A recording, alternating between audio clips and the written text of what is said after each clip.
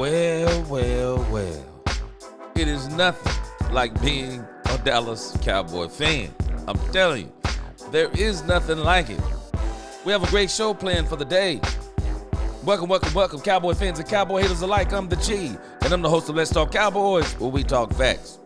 And if you like this live stream, don't forget, as you come in, hit that like button. If you haven't, subscribe, hit that notification bell so you know the next time we go live or we post another video. Again, we have an absolutely great show today planned, I believe at least. You know, just hitting on some of the Cowboys news that is out there. Some of it may seem, some of it's going to be Cowboys news, and then some of it's going to be kind of obscure Cowboys news. But again, man, we got a great show planned.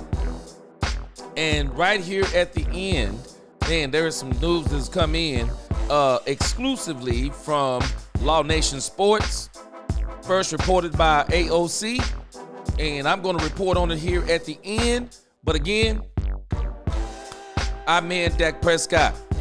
Let me tell you something. I'm going to talk about Dak Prescott in a moment. What it must be like to be Dak Prescott and to be the quarterback of the Dallas Cowboys. Boy, it's got to be tough. It's got to be tough to be the quarterback of this team. When you look at the fan, Cowboys have got to help Dak Prescott do, because they all have to do it too. They have to do it too. So let me introduce the topics. Let a few more people come in, and then we'll have our roll call. These will be the topics for today. We're going to talk about Joe Milton some more. Then we're going to talk about Joe Milton. We need to continue to talk about Joe Milton. Simply because we have to really, we're doing Joe Milton a disservice. People in the media are doing Joe Milton a disservice. The same way they did Trey Lance a disservice. We're going to talk about Joe Milton.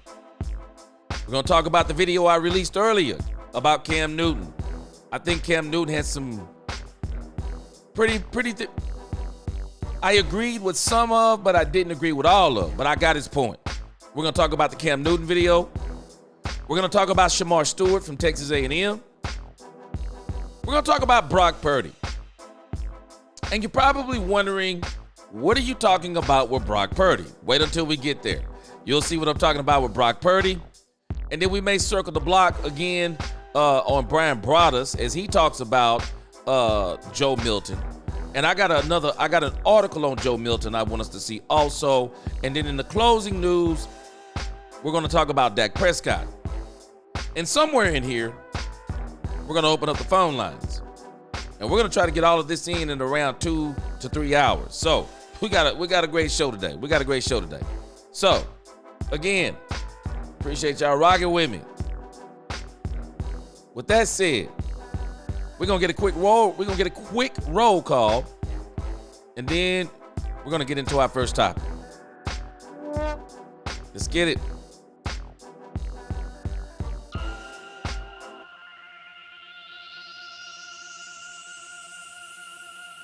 What up, Duckface? Yes, sir. Here we go. Greg Johnson, what up? Jared, my man, what's up? Yes, sir. He hasn't had title teams. Facts.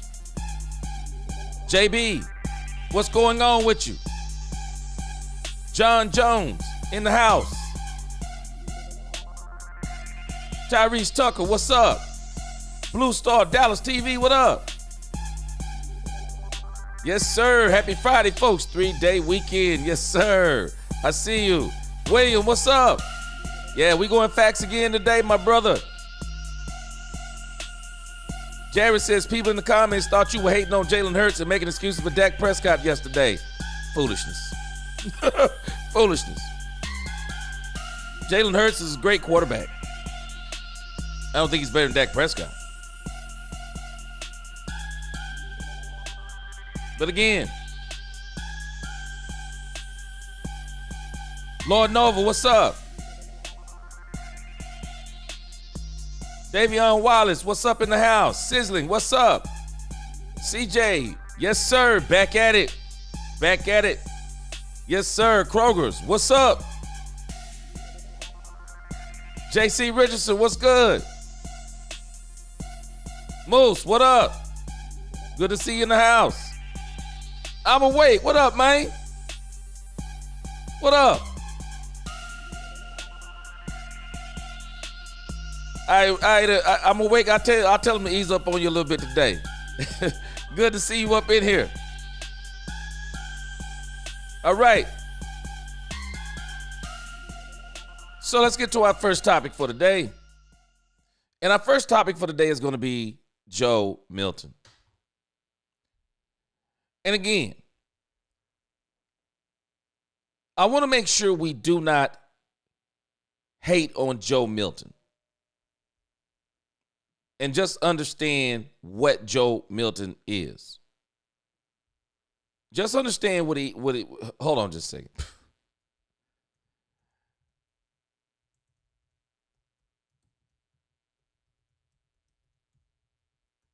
Again, I want us to understand what Joe Milton is.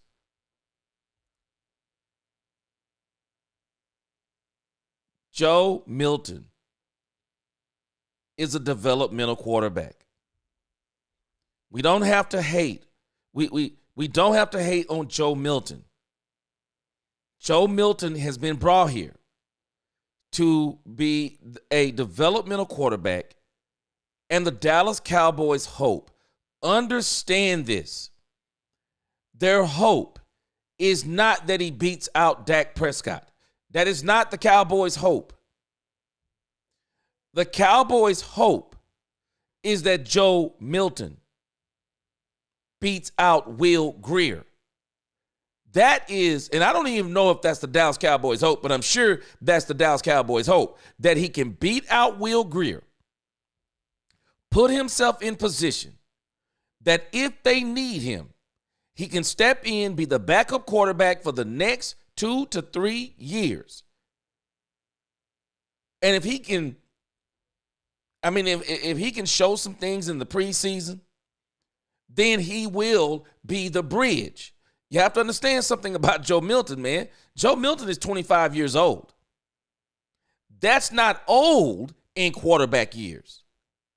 But that's old when you're talking about by the time we may see him starting for the Dallas Cowboys, barring injury. We probably won't see Joe Milton if everything goes right for Dak Prescott. The only time we're going to see Joe Milton is in the preseason. We're not going to see Joe Milton in the regular season. We're not. Unless the Cowboys do something for him that they didn't do for Trey Lance. Unless they create some packages on, because he's a big quarterback. 4th and 1. 4th and 1. He comes in and he runs the 4th and 1 for you. You know, unless you create some of those packages for him. But as far as him being the quarterback for the Dallas Cowboys in the near future, barring injury, it's not happening. And I'm telling y'all, we're doing Joe Milton, and the media is doing Joe Milton a disservice. The media and the Dak Prescott haters are so delusional. They did the same thing to Trey Lance. Oh, Trey Lance, he's coming in to take Dak Prescott's spot. He's not coming in to take Dak Prescott's spot. Joe Milton is not better than Dak Prescott, because if Joe Milton was better than Dak Prescott, the New England Patriots would have been able to get more or better than a 5th round draft pick for him. Not only would they have been able to get better than a 5th round draft pick for him, if Joe Milton was better than Dak Prescott, I got a strange feeling that they would have even let him challenge their own 1st round draft pick quarterback. Because if he was that good, now, it doesn't mean he's not talented. Don't mistake talent. Don't mistake athleticism for you being better than any quarterback in this league. We have seen the big-bodied wide receivers.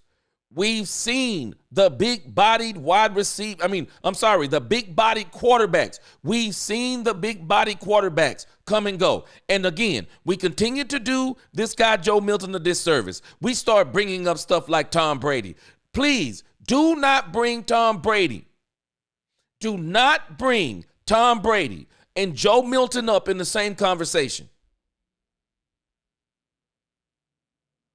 Well, Tom Brady was a 6th-round draft pick. You're talking in hindsight. You were not saying that when you first saw Tom Brady as a 6th-round draft pick. Nobody was. Nobody was. We have to stop this madness. We're the only team, and we're going to do the same stupid stuff again. We're the only team I know that we will spend an entire offseason talking about the backup quarterback. We're the only team I know that does this dumb stuff. We're the only team I know that has an all-pro. We have an all-pro quarterback, MVP runner-up, who got cheated out of the MVP, has won more games in a 5-year span than any other quarterback other than Patrick Mahomes, and has done, and won't get the credit, and has done more with less than any of these quarterbacks in the league. But every time a backup quarterback comes in, he's taking Dak Prescott's spot. It's amazing to me. Cooper Rush got cut from the New York Giants, come to the Cowboys. Cooper Rush is a unicorn. Cooper Rush is a unicorn. He's the first quarterback in Cowboys history to win his first 5 games. Cooper Rush is a unicorn. Cooper Rush is better than Dak Prescott. It's amazing to me.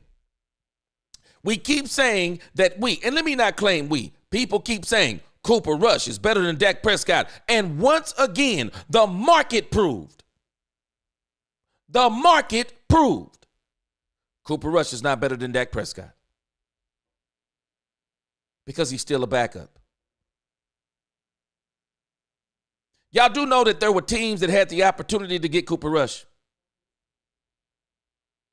I keep telling people every time Cooper Rush hits free agency, the market will prove to you you're wrong about Cooper Rush. Because every time he hits the market, he continues to be a backup.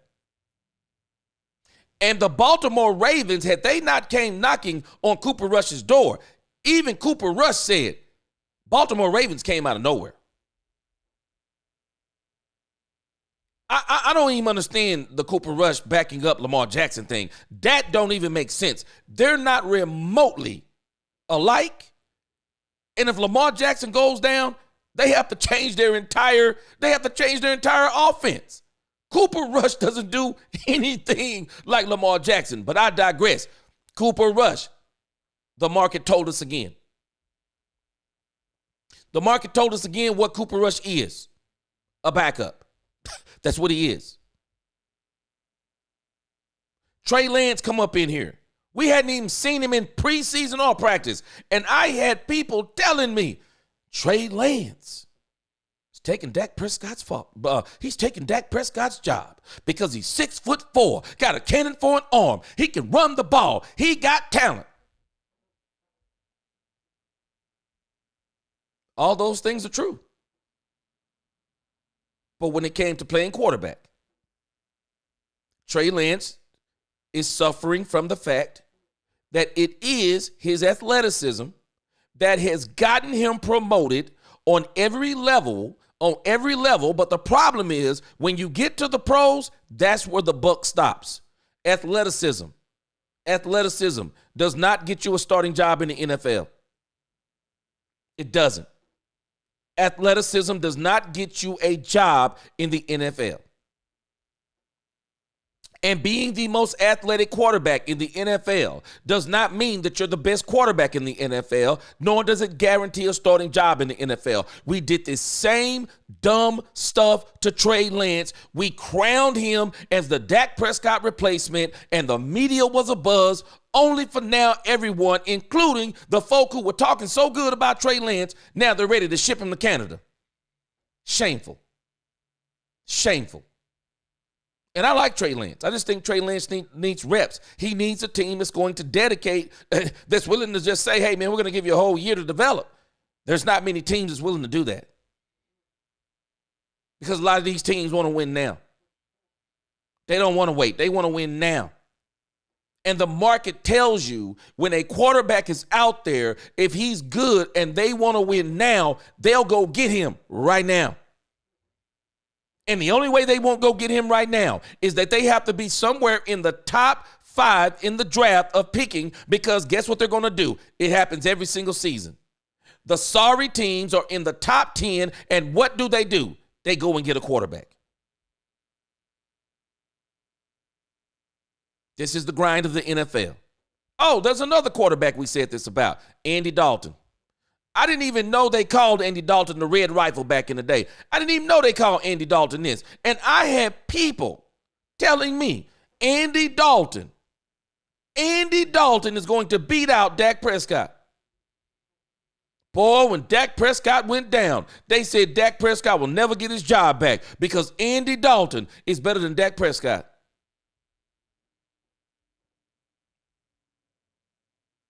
Andy Dalton. Still, career backup. Cooper Rush, career backup. Trey Lance, they're ready to ship him to Canada. And here we are again. Joe Milton. We can't even let the man get in the building good. And the media is abuzz.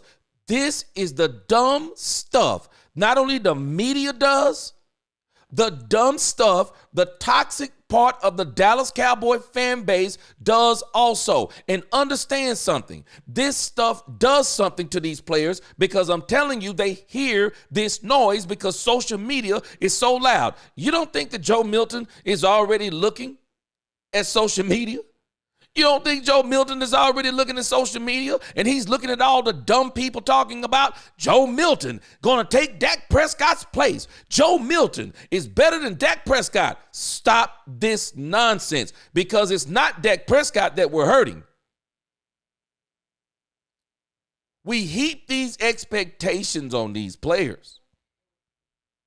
And not only do we heap these expectations on these players, we even do this to our own psyche. Yeah, Joe Milton. Stop it. Stop it.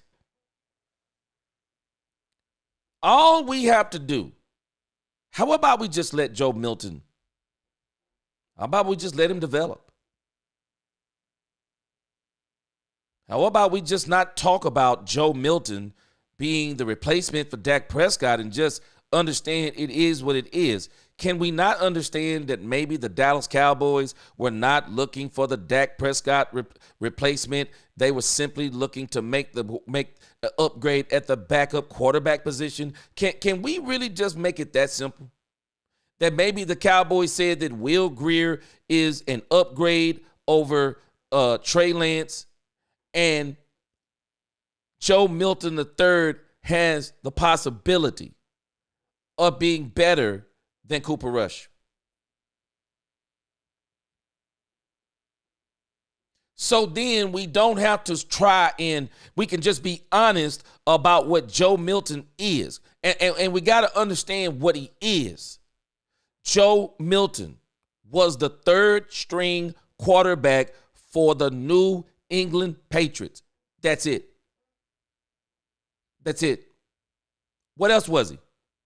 He was a 6th round draft pick from Tennessee who only started one season and spent 6 years in college. Am I speaking facts or am I lying?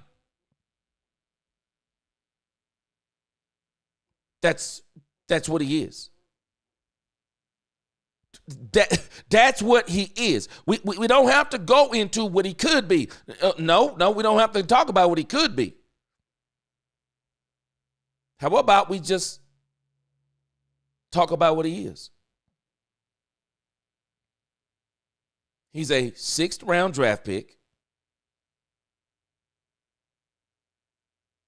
He got drafted by the New England Patriots.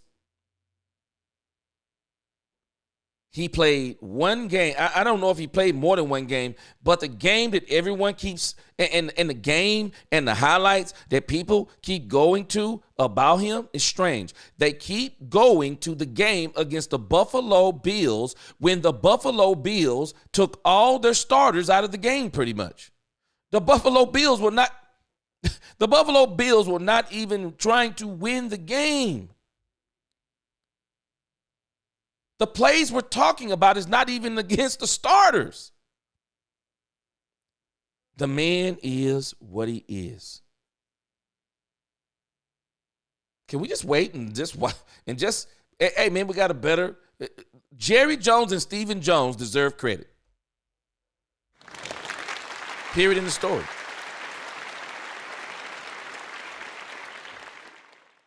They are adding depth. And not only are they adding depth, they're better at these positions than they were last year. Backup quarterback, I got to say, they probably are better. Now, we still got to wait and see. See, we did the same stuff for Trey Lance. He didn't beat out Cooper Rush. So let's stop trying to talk all this stuff about Joe Milton. Can we wait and see if he can beat out Will Grier? Can we just wait on that part? Just wait on that part. And then if he does that part, then he's the backup quarterback. But the part that he isn't going to do, I promise you, the part he isn't going to do, he is not taking Dak Prescott's spot. He's not. I'm sorry. If you are a Dak Prescott hater, you might as well check out now. You might as well check out now. You might as well not even watch the rest of the season. Joe Milton is not here. He's not here to take Dak Prescott's spot. He's not. That's not what they got him for. And the Cowboys are actually hoping that they don't even have to see Joe Milton. Now, I'm excited. Man, I'm glad they got Joe Milton. I saw him last year, and I was like, man, Joe Milton's pretty good. Now, the problem is with Joe Milton, and the thing that I didn't know that Joe Milton was as old as he is. I didn't know he was as old as he is. And so that might be a problem. And the only reason I say it's a problem is Joe Milton wants to be a starter. You're not starting over the $231 million man. Dak Prescott literally has to fall off he has to fall off a cliff so steep, y'all don't even understand how steep that cliff is. Dak has to fall off a cliff. And one thing we know about Dak Prescott, he's not falling off a cliff. He's not. Everyone knows it. Dak Prescott is not falling off of a cliff. He's not. And what the things they're going to do for Dak Prescott this year, the players they're going to put around Dak Prescott this year, the defense they're going to put opposite of Dak Prescott this year, and then what they're going to do for Dak Prescott next year, I'm sorry, but I got news for us. Dak Prescott is not going to fall off of a cliff. He's not. We are probably about to see the best 3 years, and possibly 4. We're about to see the best 3 to 4 years of Dak Prescott I believe we've ever seen. And we've seen some good years, and we don't even realize it. We've seen some good years of Dak Prescott. No, we're going to see some incredible years. Because the thing that's going to be the difference in the next 3 seasons versus the previous is that there will be playoff wins. And I believe the Cowboys will get to the chip. 26, no later than 27, I believe the Cowboys get the chip. But again, the same thing I'm saying about with the Milton thing. I'm going to sit back and enjoy this. I'm going to sit back, and I'm not going to focus. I'm just warning the Dallas Cowboy fans now. Then I'm going to go to some of your comments. I'm warning the Dallas Cowboys fans now. Understand this. Let me give you the cold hard facts again on Joe Milton. Let me give you the cold hard facts on Joe Milton. This is the part we better get ready for.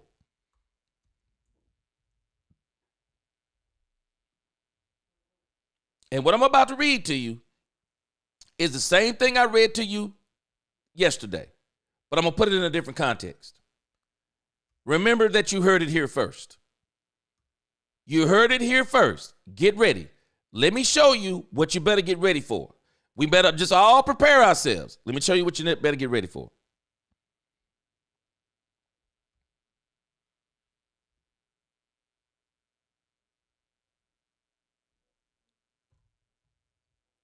Let me show you what you better get ready for. When you look at his draft profile, and I'm going to let you hear Brian Broaddus, and Brian Broaddus is going to say, I'm not even going to tell you. Just prepare yourselves for this part right here. His fastballs are often inaccurate and difficult to catch for moving targets. Now, this was his draft profile, and he was wildly inconsistent locating his deep throws. He can elude pressure. Get ready. Joe Milton is going to dazzle. He is going to dazzle in the offseason workouts. He's going to dazzle. Get ready. He's going to dazzle. Why is he going to dazzle? Look at this part right here. He has a cannon for a right arm. He does. I looked at some combine film on him. I mean, I think they were timing the throws at something like 62 miles per hour. He has a cannon on him. Deep ball. Can throw 80 yards in the air. 80 yards. He can throw 80 yards in the air. I'm just telling y'all, get prepared. Because, let me show you this. He's got a cannon for an arm. He can elude pressure, as they're saying in his draft profile. I want to highlight this for you again, because I'm telling you, get ready. Watch this. Eludes pressure, extend plays. Guess what he's going to do in training camp? Guess what he's going to do in training camp? Do y'all remember what Trey Lance was doing in training camp? Because I do. I remember exactly what Trey Lance was doing in training camp. I saw Trey Lance in training camp extending plays. Watch this. Put draw-dropping highlights on tape. Get ready. Y'all remember how Trey Lance, all they did was talk about Trey Lance last season. You're going to be hearing some of the same things about Joe Milton. It says, but he's never been able to mature his game from splashy to consistent. Get ready. You know what the Dak Prescott haters love? Splashy plays by the quarterbacks that they want to take Dak Prescott's spot. Splashy plays. Man, I can remember some of these YouTubers, man, before I became a YouTuber, a Dallas Cowboy content creator. I can remember some of the Dallas Cowboy content creators. I can remember them clear as day. Man, Trey Lance. I remember it like yesterday. Man, Trey Lance. I've been looking at tape on Trey Lance. I've been looking at film on Trey Lance. And when you look at Trey Lance, the 49ers never gave Trey Lance a real chance. But boy, some of the people in San Francisco were saying, man, that Trey Lance is this and Trey Lance is that. There were people saying this stuff. Breaking this dude all the way down, analyzing Trey Lance. And we'll break this towards the end. It looks like he's been picked up by the Chargers. The same nonsense. Rather than just saying, man, we've upgraded at backup quarterback. We got to start saying dumb stuff. Yeah, man. Joe Milton is here to replace Dak Prescott. No, he's not. No, he's not. The Cowboys are hoping they can develop. They are hoping they can develop because everyone knows Joe Milton's strengths. You want to know what stopped them. You want to know what stopped the New England Patriots from being able to get a third or a fourth round pick or even a fifth from anybody other than the Cowboys. See, everyone knows his strengths. This is the part that ran people away. Disturbing lack of placement and timing as a deep ball passer. It's one thing to throw it 80 yards. It's another thing to throw it to a wide receiver 60 yards. Can you drop a dime on him? He completed just 38.6% of his throws beyond 10 yards. What was one of the knocks we had on Cooper Rush? Cooper Rush couldn't complete a pass beyond 10 yards. Struggles with anticipatory throws, running receivers into collisions. This is his draft profile, y'all. This is his draft profile. This isn't to hate on him. I want us to understand again what he is. And let's stop heaping our own expectations, our own wants and desires on one Joe Milton III. Doggone it, man. Just let the dude get in here, get acclimated to the plan. He needs to develop. Desires to throw the ball through receivers rather than deliver with touch. Inconsistent tying his feet to eyes and squaring to his targets frequently forces moving targets to break stride to try to make the catch. Am I lying? This is what he is. We want to hit. We want to hype him up with boy, what he could be. Boy, Tom Brady. Don't mention Tom Brady, please. Stop it. That is blasphemy because as much as you can mention him, we don't even have to go to 6th round draft pick quarterbacks. DeMarcus Russell, what was the kid name? DeMarcus Russell, I think his name was. So many of these these big quarterbacks, these big-bodied JaMarcus Russell. Y'all remember JaMarcus Russell? Big-bodied quarterbacks, and everybody thinks that they're going to be the absolute bomb in this league. And they don't be. They don't be. Boy, everybody would love a big-bodied quarterback like Josh Allen. They just don't all turn out like Josh Allen. They don't. And that's the facts, Jack. It is what it is. And so that's why, for me, I want us to how about we give the Joneses some credit and actually understand, contrary to popular belief, man, the Cowboys have actually been doing some pretty good moves in free agency. They just have, and you can't deny it. The Cowboys have actually been doing some good things in free agency, and he's one of those things. And again, I told y'all this part, and then I'm going to go to something else on Joe Milton. Think on this. Did I not tell you the quarterback that the Dallas Cowboys get next, whether in free agency or the draft, did I not tell you that is going to tell us what are they thinking about Dak Prescott? Are they banking on Dak Prescott being healthy?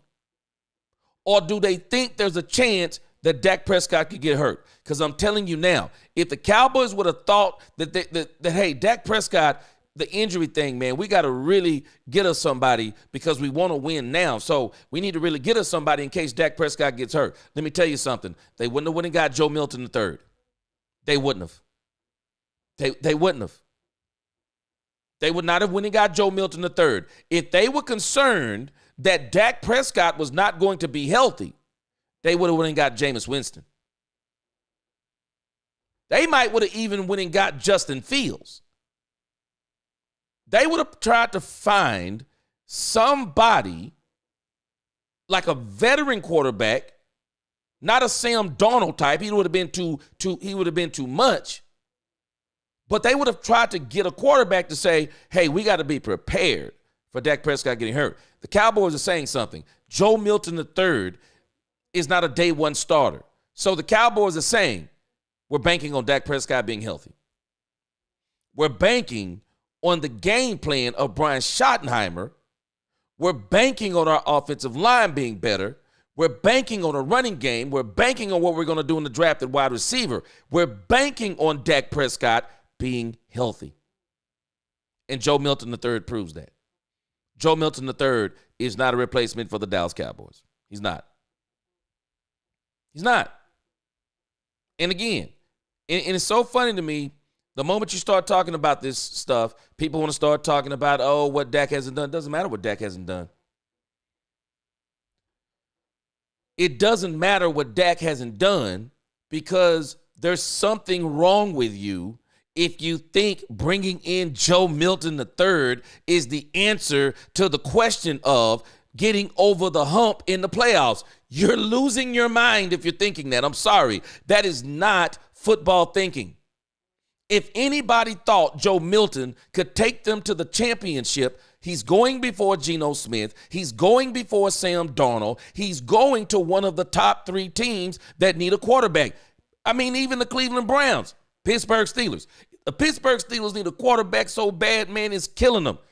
If the Pittsburgh Steelers thought that Joe Milton III was that, it don't matter where Joe Milton said he wanted to go. He had no control. He's done nothing to even garner that type of respect. I promise you, if the Pittsburgh Steelers would have offered the New England Patriots even a 4th-round pick for Joe Milton, they would have got him. They would have got him. Don't let people fool you. Don't let this talk fool you about, oh, Joe Milton wanted to come to the Cowboys. Why? Because he's not competing for the starting job. He could have went to Pittsburgh and been the starting quarterback if he's that good. Why didn't the Pittsburgh Steelers give up a 3rd for him? The 3rd round thing had been out there. The 3rd round thing for Joe Milton had been out there. Don't take this as Joe Milton hate. I'm only speaking facts. You don't have to like it, but I'm speaking 100% facts. 2 things can be true. I'm ecstatic the Cowboys got Joe Milton. Why? Because of the potential. The potential. That's why I'm excited about Joe Milton. But I also understand what Joe Milton is. Joe Milton isn't a day one starter. He's not. He's not a day one starter. Because it doesn't make sense, even with a new coaching staff. It doesn't make sense that Mike Vrabel, if he was that good, Vrabel would be insane to let go of Milton if he's that doggone good. He would be insane to let go of Milton only for a 5th. He'd be insane.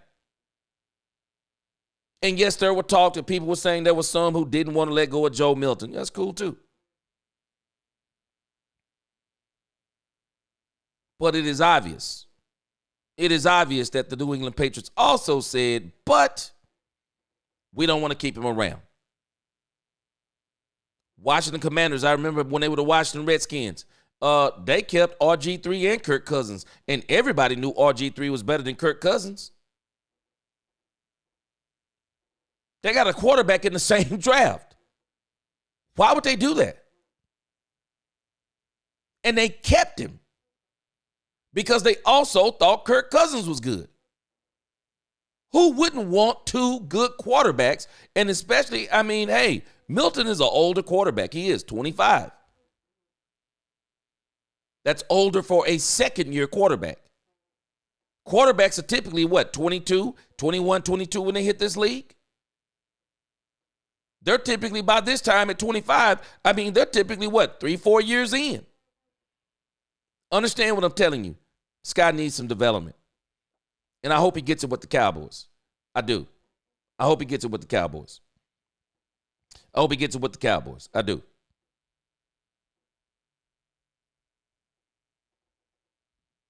False Cowboy Sports, what's going on? He said Joe wasn't going against starters. He said, oh my, that's what they said. He said he wasn't going against starters. Doesn't mean he's not good. He just wasn't going against starters. I mean, it is what it is on him. And we don't have the tape. Now, Matty Dubs, our man Matty Dubs, I'll show you here in a moment. I've already released a video on it. I'm agreeing with Matty Dubs. Matty Dubs gives the pickup of one Joe Milton III an A+. I do too. As long as we understand what he is. He's a backup quarterback. That's what he is. And we can't argue that fact. That's a fact. It's not conjecture. We can't argue that fact on Joe Milton III. Let me go to some of the super chats. Skeptical fan. Appreciate you. Appreciate that super chat. Bleeding Blue.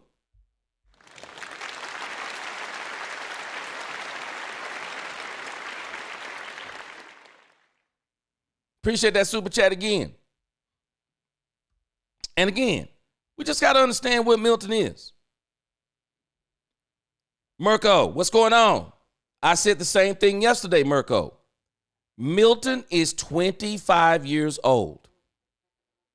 Put that in your mind. He's 25 years old. Dak Prescott, unless he fall off a cliff or he gets hurt, and even if he gets hurt, let me tell you about Dak Prescott.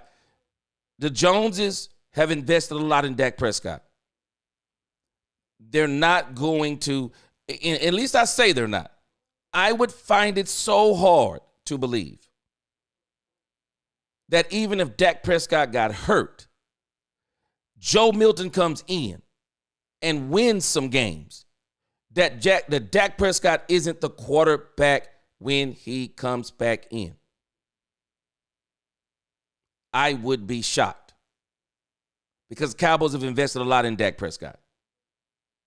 But I think they're banking on Dak Prescott being not being hurt. And again, Milton is not the Dak Prescott replacement as in moving him out of the way. He is I believe that if he can develop and if they decide to move on from Dak Prescott in 3 to 4 seasons, he'll be the bridge to the next quarterback because by that time he'll be 29. He'll be 29. You'll be thinking about replacing him. But again, that all depends on his development. We got to see what he is rather than trying to say what he is without knowing what he is. Because we did this same dumb stuff with Trey Lance. And I just wonder if that's some of the stuff. I just wonder, how did Trey Lance take that? I wonder if Trey Lance really thought that he was really going to take Dak Prescott's spot. And especially when we look at the video, when they talked about Dak Prescott's deal not getting done until the last minute. I'm just saying, this is crazy when we do this stuff. I don't understand it.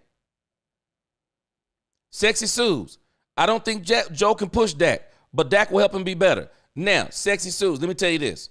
I do believe he's going to push Dak from the perspective of what other people will be probably saying. Maybe some of the splashy plays you'll even see. Maybe some of the attention that he'll get in camp. I think that type of stuff. Because if you're any kind of competitor, that stuff does get you riled up. That stuff does get you riled up. If someone's saying, hey, man, so-and-so's better than you. Oh, yeah, that gets you a little bit riled up. That does get you a little bit riled up. We're going to see. He's got a lot of athletic ability. We just got to let it play out. And I'm excited for him being here. The only thing I want the Cowboys to focus on is developing him. Just develop him. That's all you need to do. Develop him. And Dak Prescott is very secure in who he is. If you can figure out some packages for him on some how about rather than the tush push, hey, 4th and 1, hey, bring in Joe Milton III. I mean, we'll see how they work with him. But again, we got to stop this stuff with this Joe Milton III talk. I'm so glad we got him, but man, we got to just pump the brakes on this stuff. Man, we do this stuff all the time. We need to do this stuff. We do this stuff all the time. Hector says, winning is winning. If Dak gets hurt and this kid comes in and balls out like Dak did when Romo went down, money won't matter. I bet you it will. I bet you it will matter. I bet you it will matter. I bet you it'll matter. I guarantee you it will matter. And again, Hector, you have to understand something. What got Tony Romo? It wasn't the fact that Tony Romo got injured. It was the length of time Tony Romo was injured. It was the length of time. Tony Romo, man, was injured. What game was it? I mean, by the time Tony Romo came back, man, the Cowboys had won so many games, it was crazy. Not saying that couldn't happen to Dak Prescott, but again, I don't want to speak that stuff into the atmosphere. I'm banking on the Cowboys. I'm banking on them staying healthy. Sexy Subs, I'm gonna just tell you what Stephen Jones said. Stephen Jones said the money stays on the field for the Cowboys. Stephen said the money stays on the field. Iceberg Slim, Jalen Tolbert may be in trouble. Mingo, Flournoy, maybe Tedero McMillan. Time is running out on Tolbert. Oh, I think he's in trouble with Mingo. I think he's in trouble with Mingo. That's who I think he's in trouble with. He is in trouble with Mingo. The Cowboys want to see Mingo be successful. And I'm telling y'all, do not discount this dude, Paris Campbell, man. I mean, people sleeping on this dude. Do not sleep on this dude, Paris Campbell. Cowboys want this dude to be successful too. We're going to see what he do. Drew 912 said, we'll see good stats, but no Super Bowl wins. You know what? I'm going to disagree with you a little bit there, Drew 912. Because the one thing I think that they're going to try to do different going forward, the stats is not going to be the thing for Dak Prescott anymore. I don't think the Cowboys are going to be going for the stats. When I hear someone say violent, when I hear violence, I don't hear stats. I hear trenches. I hear someone saying, we're about to move furniture. That's when I hear someone say violent, I hear somebody say, man, we about to move furniture up in here. No more of these 12 wins. Let me tell you, the 12 wins, they were great, showed some greatness in Dak Prescott. But again, some of those winning seasons, they were empty calories from this perspective. We were good enough to beat the teams that were bad. We were good enough to beat the okay teams. We were good enough to even beat some good teams. We were not good enough to beat the elite teams. We were not good enough to beat the playoff teams. And that is the big difference, that what I think it looks like that Schottenheimer and this coaching staff, that's what they're trying to fix going forward. We don't want no more of the fancy stats. I told y'all before, I will not be shocked. Michael Parsons signs the biggest non-quarterback deal in history. Won't be surprised. Won't be surprised. But you know what else I won't be surprised at? That Michael Parsons doesn't get as many sacks as he got last year. I wouldn't be surprised. Not because his performance is going to taper off. The Cowboys are going to great lengths to bring in additional pass rushers. So now, where Michael Parsons was once upon a time, he was getting to the quarterback and getting the sacks. Now, because they'll be stopping or trying to stop him, and especially, this won't surprise me early on, that there will be other people getting to the quarterback. There'll be other people getting to the quarterback. We're going to talk about this other kid here in a few moments. If the Cowboys get him. But I'm starting to wonder, even with Brian Schottenheimer, when he started talking about playmakers, for some reason, I still think they're going wide receiver number 1 in the draft. But after hearing that, and then seeing what I saw on Shamar Stewart, I'm preparing myself for anything in this draft. I'm just preparing myself for anything in this draft. I'm preparing myself for the Dallas Cowboys to actually get Shamar Stewart even in the first round. They might shock us and get an edge rusher in the first round, even after signing Micah Parsons. That will be an absolute shock to me, but I can see it happening. I can see it happening. JL Channel, what's up?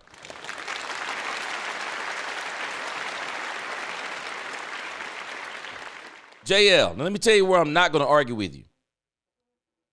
JL says Milton is an upgrade over Rush. Facts. His only issue is his accuracy and ball placement. Now, those two things are major. But this is the part that I'm not going to argue with you on. I'll push back, but I won't argue.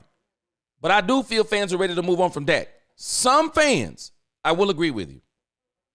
Some fans are ready to move on from Dak. There's no doubt about it.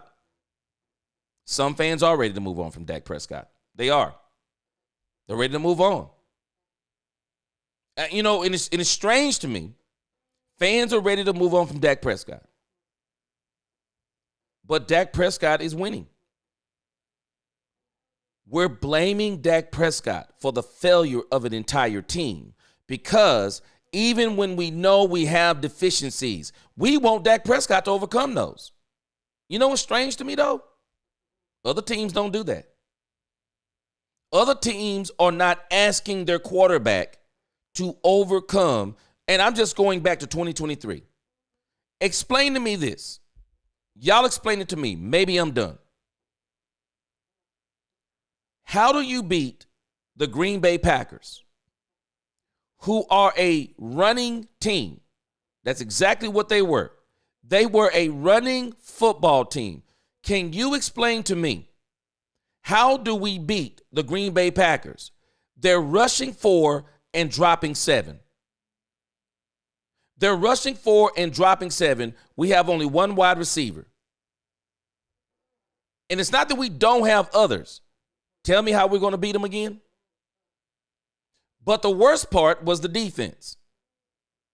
We played the Green Bay Packers with safeties playing linebacker. Explain to me again how you're going to stop the run. Explain it to me. We do know linebackers help stop the run game, right? We do know that linebackers play a part in stopping the run. Correct?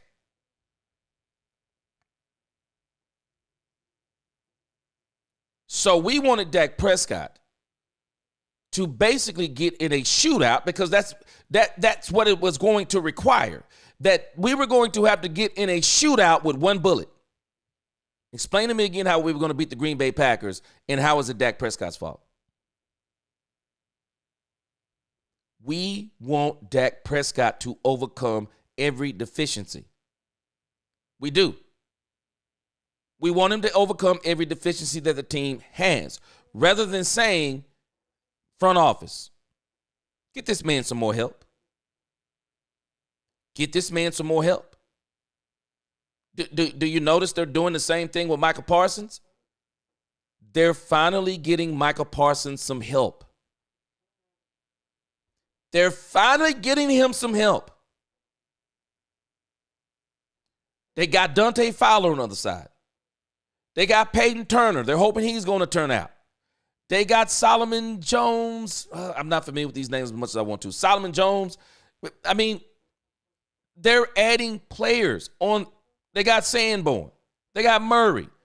They're adding defensive support because Micah Parsons has been unequivocally the best thing and literally almost the only thing other than Oso Odigizua. And while Oso Odigizua can collapse pockets, Oso Odigizua, he's a tackle. You want your tackle to collapse the pocket so when they try to go outside the pocket, Micah Parsons can get them. Or if they try to step up in the pocket, then Oso Odigizua can get them. But the problem is, if they don't step out to the right side, what if they step out to the left side? Micah Parsons has literally been the best thing we've had on defense. Look at what they're doing to him. Now they're getting him help. They went and got Kyrie Elam. They're hoping he's going to be able to be the Trayvon Diggs thing. We got Demarion Overshown, hoping he's going to be healthy. He's going to help out Michael Parsons on defense.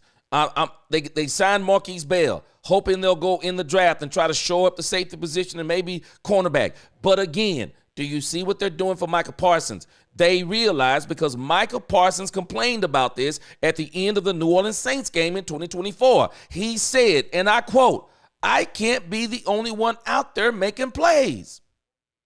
Well, Dak Prescott and CeeDee Lamb can't be the only one on offense making plays. They got to get him some help. And I don't understand people with this stuff, especially when you look at the way the Philadelphia Eagles won the Super Bowl this year. It's crazy to me. It's crazy to me because they're showing us that you need more. The Philadelphia Eagles that went to the Super Bowl 2 years before, Jalen Hurts looked better in that Super Bowl than he did in this Super Bowl. He carried the whole team in that Super Bowl. In this Super Bowl, he didn't carry the team. Their defensive line was nasty. Their defensive line said, no, this will not be a shootout today.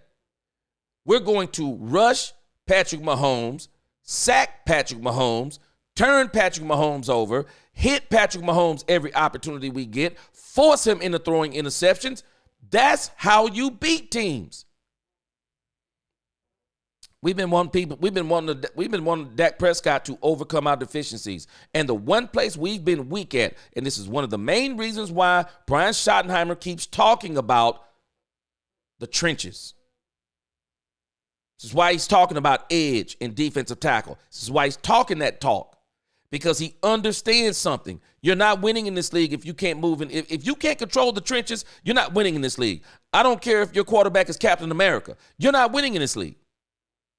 Not only must you have a defensive line, Shotty said it. The teams in this league now, they're having 7 first-round draft picks on the defensive line. So you also better have some hogs in the trenches on your offensive side of the ball. And the Cowboys got to fix that. I think they have that. But I do think the Cowboys may I'm hoping they bring in Will Hernandez once he gets healed up. And then I'm hoping later in the draft, maybe they go get some more offensive depth and really create some competition so you can make sure that you have the best offensive line and the best defensive line you can in front of Dak Prescott. Because if you don't, you're done. If you don't, you're done. Can't be honest with you, Hawk, because they have one. I can't be honest with you. The only place you can tell me they haven't won is in the playoffs. But other than that, I can't agree with you. Renan, he said, gee, what's going on, Renan? He said, if this guy develop, he can take Dak's spot for sure. He's not going to take Dak's spot. Dak also was the third quarterback of the Cowboys. The history maybe can repeat, but only if something big happens at the end of his contract. There is the only place he can take Dak Prescott's place is at the end of the contract.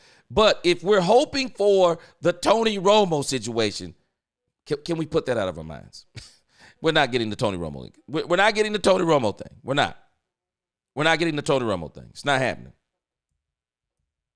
Yeah, we're not getting the Tony Romo thing. It's not happening, guys. We got to get that part out of our mind. The Tony Romo situation is not happening. And I believe one of the reasons why it's not happening is because Dak Prescott takes care of his body 10 times better than Tony Romo ever did. Not happening. Believe it or not, for some reason, Jerry has become very high on Dak Prescott. Sexy Suze, I absolutely agree with you. They're sold on Dak Prescott. They paid him the money. They're rolling with Dak Prescott. Dak gonna shock all y'all. I believe he's gonna do a great job up under Brian Schottenheimer. Miss Matrix, Milton is here because he wanted to be. Reportedly, there were better offers, but he wanted to be blue. So Patriots did that on merit. Now, Miss Matrix, I'm glad you brought that up. I'm gonna show you. I'm gonna show you, Miss Matrix. Let's make common sense of this. I want to know who those better offers were. I would love to know who those better offers are or were. Because what has Joe Milton done for the Patriots to literally say, so you're telling me, New England, okay, you're telling me you had an opportunity to get a third-round draft pick for Joe Milton III and you sent him to the Cowboys? Stop it. Stop it. It's just not true. It's just not true. It's just not true. And you say, how do you know it's not true? I'm going to bring you some receipts. But again, Joe Milton III. I got a couple of videos I want us to listen to about Joe Milton III. Because again, I like Joe Milton III. This was a great trade for the Cowboys. Doggone it. Can we just say it for what it is and give the Cowboys credit? And if this kid can come along fast, we'll see if he even – let's just see if he beats out Will Grier. We shouldn't even be talking about Dak Prescott. Can we talk about Will Grier? Can the man beat out Will Grier? If the man beat out Will Grier, then we say, man, great, he's coming along. So now we got some insurance. Dak Prescott goes down, this guy's going to come in, he's going to dazzle us. He's going to razzle-dazzle us. And if he does, I'm all for it. So let's go here for a moment. Because 105.3, they got in on this because everyone is talking this crazy talk. And I don't understand. I understand it, but it's just crazy talk to me. We're talking about a kid who still needs development. And the first thing toxic Cowboy fans and Dallas Cowboy and Dak Prescott haters do is start talking about he's taking Dak Prescott's spot. It's just ludicrous. That's all I can tell you is ludicrous. May have done Milton a favor and sent him here. Apparently the Patriots may have done Milton a favor and sent him here when he and his family grew up as Cowboy fans. What more were you wanting? Were you gonna get one extra round or something? What's the big deal? Just get over it. Have some class. You guys have chased away enough players. It's a new era under Mike Vrabel, and he does right by people and gives the Cowboys a massive discount. LaShawn McCoy, consistent Cowboy and Dak Prescott hater, yesterday on FS1 said it's time for Dak to pack. I'll just be honest, man. Listen, if Dak Prescott has a postseason like he's always had, going to that next year, right? Dak, find a realtor. Because Joe Milton got talent, he can play. And I'll say this, y'all laughing and all that. I've seen other quarterbacks get paid a lot of money and they move on from it. Get a realtor. No, get a realtor, according to LaShawn McCoy. Man, you're picking apart people's English today. Wow. Yeah, I mean, it's not, never mind, I'm not even going to go there with him. But, yeah, I mean, he's the most predictable individual in sports media. Yeah, like, he's going to have. You were debating him versus Orlovsky last night. Yeah, I don't know who I dislike more. Because here's the thing. Orlovsky, I know he's going to just eventually cycle through every possible opinion. And whichever one ends up being correct, he'll say, see, I told y'all. I've been telling y'all. And then he'll pretend like he just didn't do the others. But he knows he's lying to you. He at least knows he's lying to you. Shady is super predictable, will just aggressively lean into the same takes over and over again. And I think believes his own BS. And so I think I hate that more. I think I actually hate LaShawn McCoy more. This is just a intellectual. It's not even intellectually dishonest. It's just media watchdog, RJ Choppy. Because I saw a headline yesterday. Cowboys send warning shot to Dak Prescott with a Joe Milton trade. No, they didn't. Bro Bible, we got to call him out. Yeah, no, they didn't send a warning shot. There's no warning shot here. They got a backup quarterback. They didn't have a backup. They had to have with Will Grier. Like they had to get a backup quarterback. If they drafted a quarterback in the 5th round, you know what somebody would say? Cowboys sent warning shot to Dak Prescott with a 5th round pick. No, they didn't. They literally drafted a position they needed. Like that's all this was. It's lazy clickbait. That's what it is. I was expecting more Tolos to hit me up saying, and did you get this yourself? Joe's going to take Dak's spot. Dak's going to be in trouble. Very little. Very little. Yeah, I was expecting more. Yeah. Maybe some Cowboy fans have learned that you are 0 for 2. You got made to look foolish on Cooper Rush, and you got really made to look foolish on Trey Lance. Andy Dalton. When Dak went down, there was a whole, I clipped a bunch of, there was tons of people going, all right, your job's done. You're in a contract year, Dak. Yeah. Andy Dalton's going to show you how it can be won by anybody. Andy Dalton has at least had an NFL career and been to a Pro Bowl, I believe, with playoff teams. The other two were just desperate Dak attempts to tear him down and try to be right. That's So all it was. I'm just warning you. I'm hoping that you've learned as a Cowboy fan not to try to do this again. Yeah. Like Shady McCoy. Like, come on. Like, what are we doing here? We don't. Dak is signed. They're not walking away from $100 million of dead cap. It is. If they if they had signed another defensive end, another one this offseason, is Micah on warning? Is this a warning shot to Micah? We can move on from you. We can move on from you because we traded a 6th round pick for a defensive end. I mean, Jason Fitzgerald from Over the Cap said it the other day. It is the most untradeable contract in the NFL. You can't do anything with it. It's not possible. So Shady can sit there and talk about all that, but Shady also knows that's not. It's Joe Milton. Trading for Joe Milton is not any sort of like you are on notice, bro. And the chances are he's not going to develop into anything. If they draft Jackson Dart at 12, you're on notice. Yes. Right. Yes. The voice of the Patriots, RJ Book, the play-by-play voice, coming up at 8 o'clock this morning. Why did they deal him so soon? Why did they deal him for so little? Was it very little? Was this Drake May's move? What's Joe Milton really like? So we'll get a little Joe Milton preview from the voice of the Pats coming up in about 30 minutes. Dog Pound Bruce is back. That's what I'm calling him. I was out last week when this Cleveland Browns insider came up with this Dak Prescott trade. Bruce. I'm just telling you, it's amazing. I hadn't even listened to this interview before I played it. I saw it and I wanted to play it and react to it with you guys. But again, if you're just being honest, this is the same stuff that happens all the time. All the time, it's the same nonsense. It's always somebody coming in and taking the place of Dak Prescott, only for us to realize how good Dak Prescott really is. That's not shade. This is the part that people can't accept. That's not shade on one Joe Milton III. And again, I was talking about that game.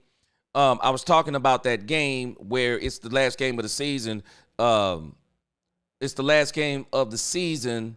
Joe Milton III going against the Buffalo Bills. And again, Mitchell Trubisky was the quarterback in that game. The Buffalo Bills, they were not trying to. They were not full.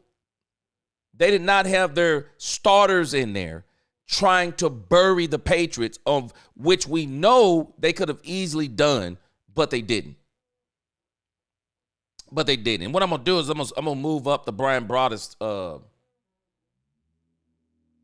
I'm gonna move up the Brian Broaddus material on Joe Milton. Brian Broaddus, I believe, gave a very good breakdown of Joe Milton. And the reason why I wanted to read to you the scouting report on Joe Milton first, I want to read to you the scouting report on him first, is so you could see. And let me pull this thing up with Brian Broaddus. Brian Broaddus gave a real good breakdown, and I really trust Brian Broaddus. It doesn't mean I have to agree with him all the time, but I do like some of the things that he brought out about Joe Milton III. Let's listen to Brian Broaddus, and then Miss Matrix. I got some news for you. I'm going to show you something that they wrote about this issue that people are saying that we're acting like the Patriots could have got a first-round draft pick for Joe Milton. We're acting like they could have got a first-round draft pick for him, but they did a favor for Joe Milton. They did a favor for Joe Milton and let him come to the Cowboys. Man, boy, I'm just telling us, man, we got to stop believing some of this stuff sometime. Man, I don't understand it. Let's listen to this. This is Brian Broaddus.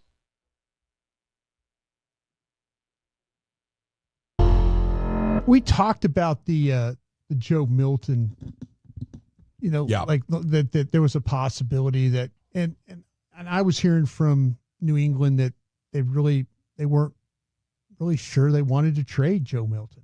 But you told us they would probably take a 5 if they were going to. Yeah, and they end up doing that. You've been all over this thing.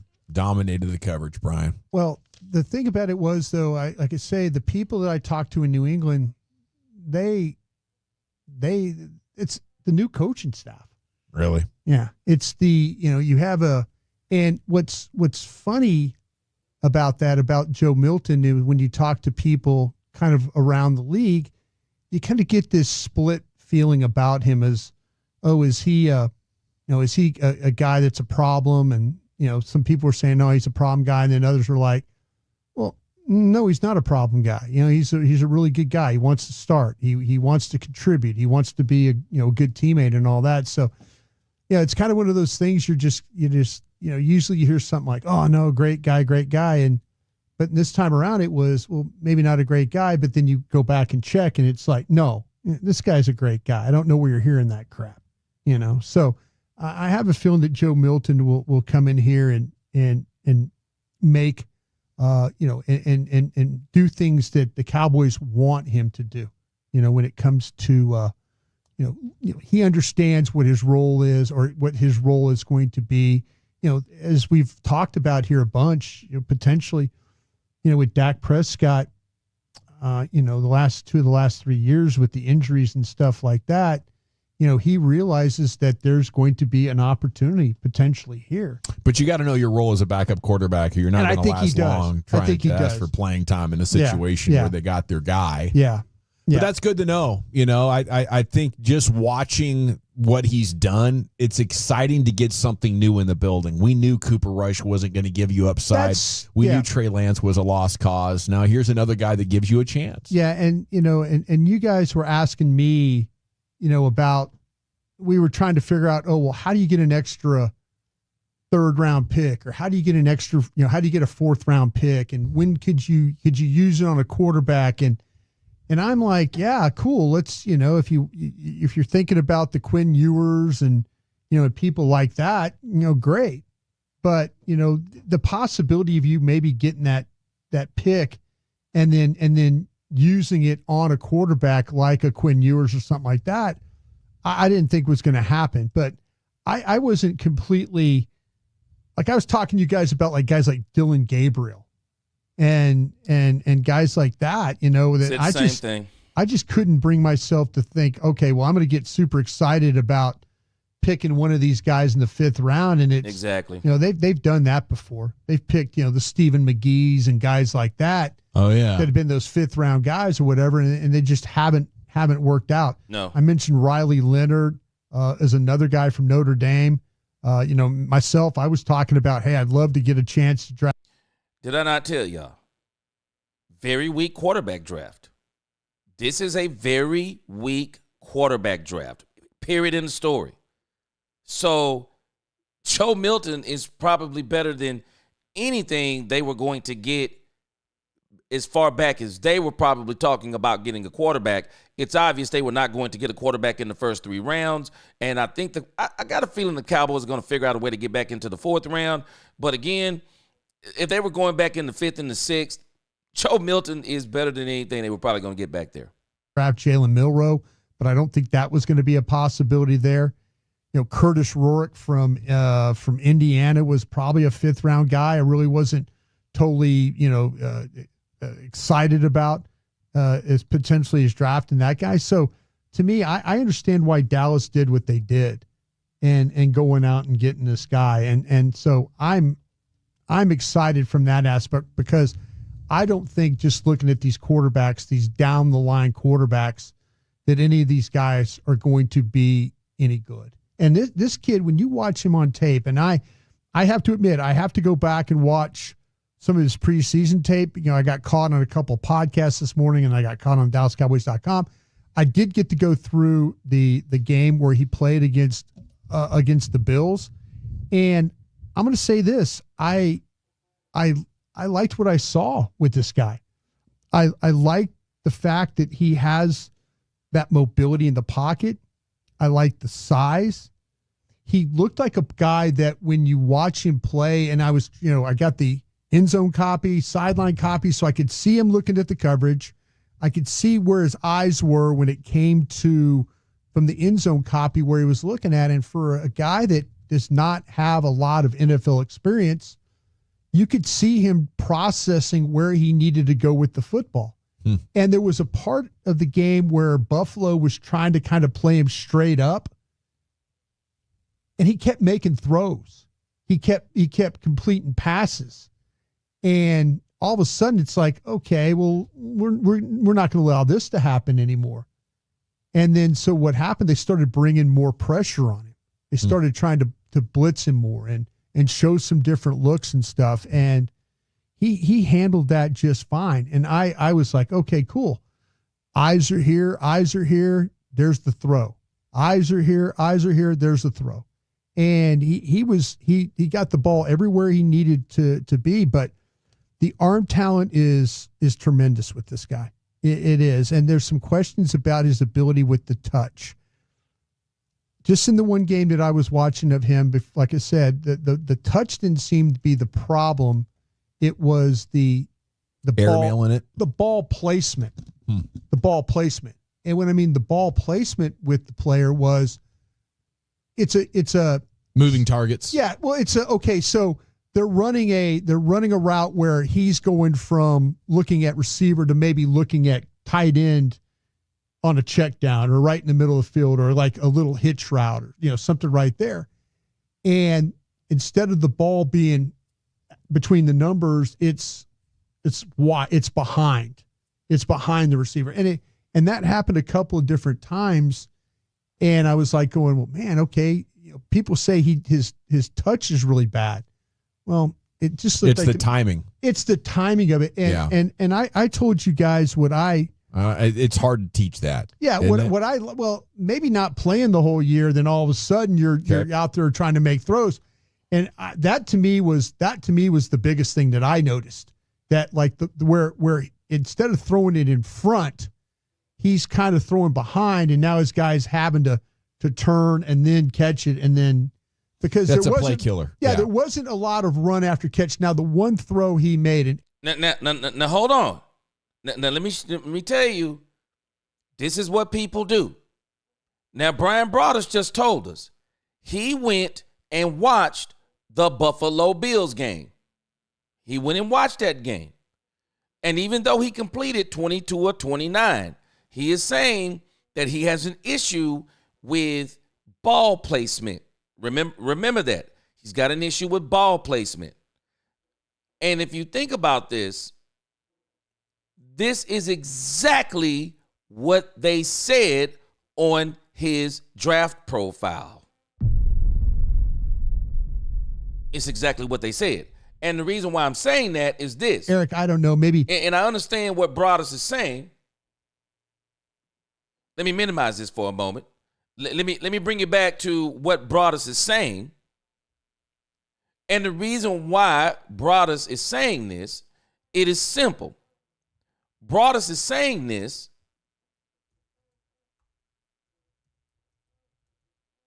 because this is the very thing again. Joe Milton III's draft profile. And the reason why I'm bringing this up, I want you to think about this. Let's go back to the draft profile. Look at this. What does it say right here? Clear as day. What does it say? Disturbing lack of placement and timing as a deep ball passer. And here's the one that he's talking about. Struggles with anticipatory throws. That's exactly what Broaddus is talking about. Now, understand something. You can improve that, but that requires some work. And again, he was drafted, and by the end of the season, I'm sure he's practicing, doing scout team stuff and different things like that. This is still where he is. That's not a knock on Joe Milton III, and that's the part people got to get out of your head. Joe Milton III, this is not about Dak Prescott. Joe Milton III is about Joe Milton III. Joe Milton III needs reps. He needs reps because, again, if you just go back and look at his career, he's almost similar to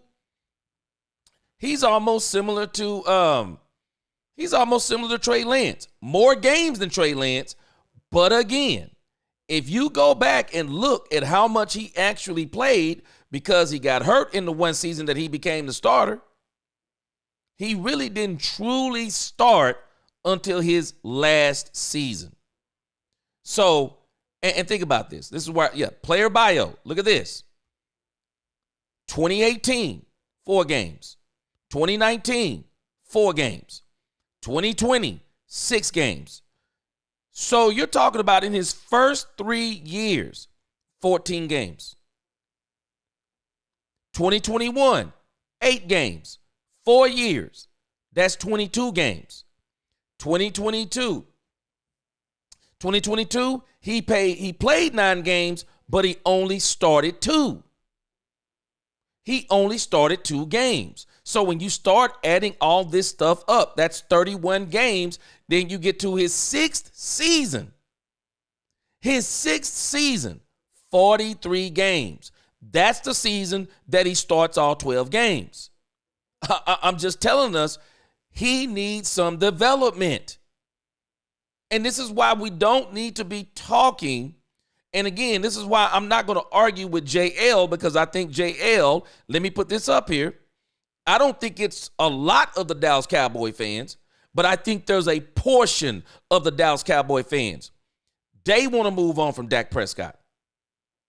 I'm not ready to move on from Dak Prescott. I know some of you are not ready to move on from Dak Prescott. But there are a portion of fans ready to move on from Dak Prescott, but not understanding something. The people who were wanting to take Dak Prescott's spot were wanting people to take Dak Prescott's spot so bad, we're not realizing that these players are not the ones to take Dak Prescott's spot. They're not. They're not. Joe Milton needs at least 1 season at least of development. 1 more season at least, and then we still got to see what he looks like. Again, he has to beat out Will Grier. And if you look at what they keep talking about, do you notice what everyone keeps talking about every time they're talking about Joe Milton? They're talking about the athleticism. They're looking at the body type. It's the same trap that everyone fell into with my man Trey Lance. It's the same trap that we fell into. Now, again, let me address my man Drew 912. I appreciate Drew 912's football acumen. Drew 912, you say Dak is so good, yet you don't expect Dak to raise the play of his teammates. So, Drew 912, whose play did Jalen Hurts raise? Whose play did he raise? Explain it to me. Somebody explain on the team that Jalen Hurts played on this year. Who did he raise? Whose play did he raise? Whose play? Let me tell you something, Drew 912. A.J. Brown and Devontae Smith. A.J. Brown and Devontae Smith would eat with other quarterbacks. They would eat with other quarterbacks. I promise you. They would absolutely eat. Give other quarterbacks, Devontae Smith, Goddard, and A.J. Brown. I promise you A.J. Brown won't have 40 yards a game. Devontae Smith won't have 40 yards a game. Explain to me again, whose play did Jalen Hurts raise? Did he raise the defensive line's play? Did he raise the linebacker play? Did he raise the defensive back play? Is it because of Jalen Hurts? Or is it because of the defense? Because I clearly remember, Drew, that one of the defensive players clearly said that Jalen Hurts was not the MVP of this Super Bowl. Did he say it? I can tell you this, Drew 912. I couldn't argue with him. It was hard to argue. It's not saying that Jalen Hurts didn't have a good game, but if you look at the game in the previous Super Bowl, Jalen Hurts was way better. He was way better.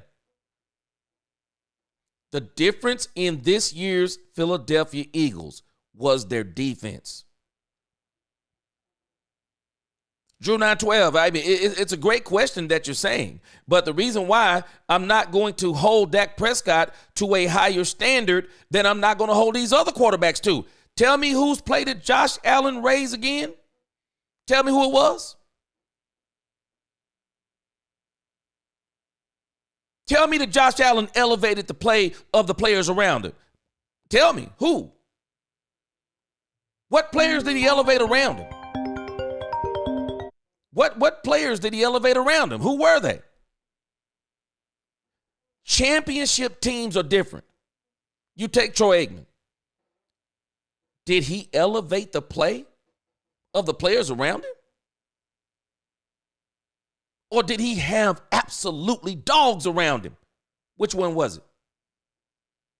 Which one was it? When you have teams, people have to understand football is the ultimate team sport. It does not mean, and I'm going to make the point of this. I'm going to make the point of this when we get to Cam Newton. I'm going to make an even bigger point on this with Cam Newton. Just because you're a great quarterback, you can tell me anything you want to. If you're a great quarterback and you don't have the pieces around you, you're not winning. I don't care what you do. You're not winning the big games. And I can prove this over and over and over. Dan Marino, Dan Fouts. These were absolutely drop dead, just great quarterbacks. They never won on the biggest level. They never won on the big stages. John Elway, one of the greatest quarterbacks to play this game. Did he elevate the play of the team? Or was it when Terrell Davis came on the team, they started looking different? Terrell Davis deserves the MVP of those Super Bowls that they won because it was Terrell Davis who made all the difference. John Elway couldn't do that before Terrell Davis. Philadelphia, they improved their defensive line. It was already kind of good, but they really improved it. They improved their defense, the linebacking core. They improved the defensive backs. The offensive line was good. But you know what was the icing on the cake? Was it Jalen Hurts or was it Saquon Barkley? Drew 912, this argument, I'm telling you, this argument don't hold water because I'm telling you, and I was actually defending Jalen Hurts. There were people saying Jalen Hurts wasn't even the best player on the offense. Do you know how many people were saying that Saquon Barkley was the best player on the Philadelphia Eagles offense? And if you go back and check the tape and the stats, can you argue it?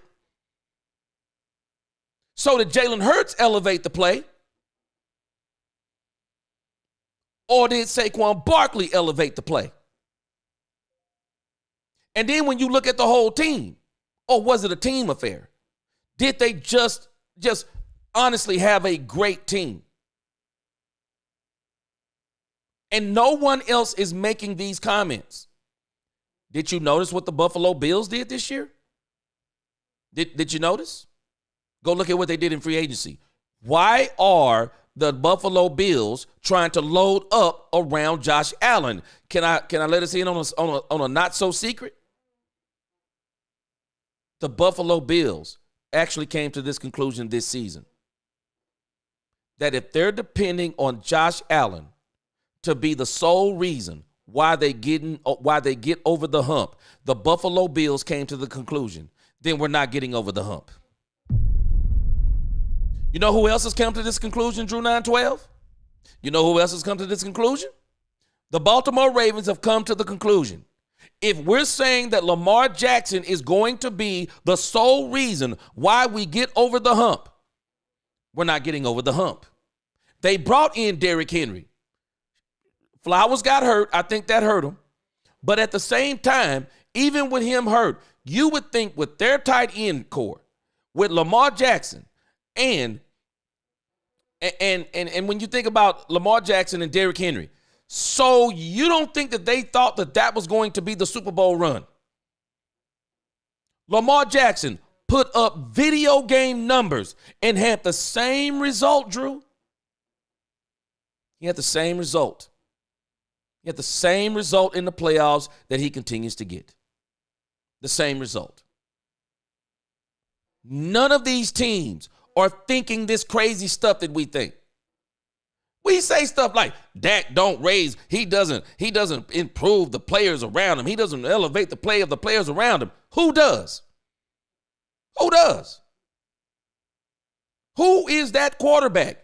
Who other than Patrick Mahomes? Who is it? These stories we tell about Dak Prescott, we don't realize how many holes they have in them because there are not many quarterbacks actually winning these Super Bowls except for these quarterbacks that got these super teams. And we start just looking at Dak Prescott. We don't look at the coaching staff. We don't look at the coaching staff. We don't look at the supporting cast. We don't look at none of those things. We run directly to Dak Prescott because Dak Prescott is the woes of this team. It's all Dak Prescott. Nope. I can't buy these stories. I cannot buy these stories. I can't buy these stories. I can appreciate them, but I can't buy them. The Dallas Cowboys were the only team that I know of. We're the only team that I know of that when it comes to any loss that we have, even though I broke this down in 3 games showing that when you look at the play around Dak Prescott, how good was it? We don't even give Dak Prescott credit in some of the games where Dak is making unlikely stars into stars. Cedric Wilson and Noah Brown still ought to be getting Dak Prescott paid. Still ought to be sending Dak Prescott presents on Christmas. Dalton Schultz has not looked the same since leaving Dak Prescott. Dalton Schultz has not looked the same. When Dalton Schultz was with the Cowboys, Dalton Schultz was telling everyone that he was a top 5 tight end. It's amazing what happened when he left Dak Prescott. It's amazing. Because no one's calling Dalton Schultz a top 5 tight end no more, are they? Not even calling him a top 10. This franchise, and Jerry Jones has led this charge. This franchise has put entirely too much on Dak Prescott. And if you go check the tape on Super Bowl winning quarterbacks, if you go check the stats, the one thing they will have in common, and the only anomaly in there is Patrick Mahomes in the last few years. The only anomaly is Patrick Mahomes. They all typically have a top 5 defense. Let me translate that. They're good in the trenches. They're good in the trenches. They can control lines of scrimmage, offensively and defensively. We have not been able to control lines of scrimmages for seasons. Seasons, not just 1 or 2 seasons. We haven't been able to do that. We haven't been able to do that. But again, I'm excited about Joe Milton III. I am. I'm just not going to paint a picture of him that he's something that he isn't. He is what he is. He's a very athletic quarterback with a lot of potential. A very small sample size in the grand scheme of things. A very small sample size. Still needs some development. But again, he has the tools. He has the physical tools that if he's coachable, teachable, he'll be great in another 2 to 3 seasons. And that is the single reason. That is, again, why I'm saying he did not come here to take Dak Prescott's spot. We just got to stop this stuff. When Dak Prescott gets out of here. But again, I'm just telling you, man, we better get ready. If Dak Prescott is balling out, I wouldn't be surprised if the Cowboys extend Dak Prescott again and let him retire a Dallas Cowboy. I just wouldn't be surprised. And let me address this. Let's look at one more thing, and then we're going to move on to Cam Newton. I do want to look at this story on. I want us to listen a little bit to Cam Newton because I think Cam Newton makes some very good points about the window of winning. I got a video out about it right now, but we're going to talk about it in this video also. And Boss Cowboy came in earlier. Boss Cowboy is probably going to do a real good breakdown of Joe Milton III. So I would definitely be looking forward. I would definitely be looking forward to that because he's one of these guys, man. He does extremely good player breakdowns and player analysis and things of that nature. Boss Cowboy does a great job of that stuff. So I would imagine in the next day or two, Boss Cowboy is going to have a whole breakdown on Joe Milton III, and he'll probably get us excited about Joe Milton III. I'm pretty sure he'll get us excited about Joe Milton III. Me, I like Joe Milton III. I actually saw him in the preseason. It's not the Buffalo Bills game for me. It was when I saw him in the preseason. I was like, man, New England might ought to think about making this dude the starter. When I looked at the skill set and some of the things he was doing. Now, I'm guilty of the same thing that Broader said because I'm not a New England fan. He wasn't playing for the Cowboys, so I didn't really try to do a deep dive into everything that he's doing. But again, see, Brian Broader said it. The play, everyone keeps talking about this one play that he made in that game, and it was spectacular. I'll show you that play also before we move on to Cam Newton. But this is Joe Milton III. Man, I'm excited about this kid, though, because just like I was excited about Trey Lance, the thing that robs us of our joy, with these types of players is expectation.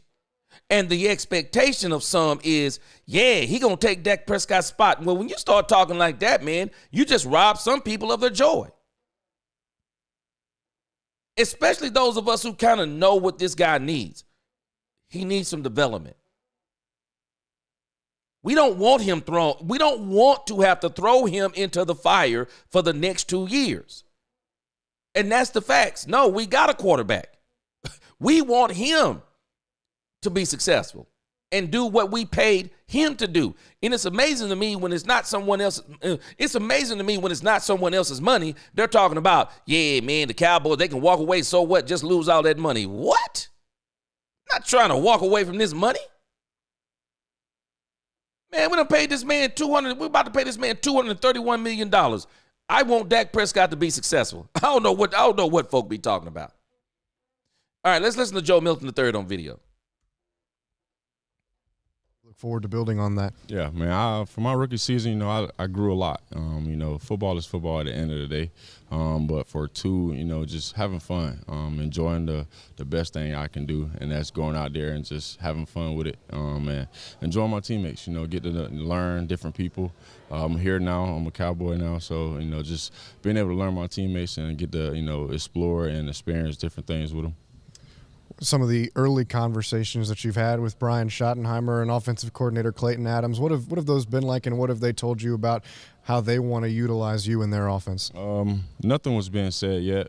Just pretty much getting the feel of who Joe Milton is, and just trying to get a feel for them as well.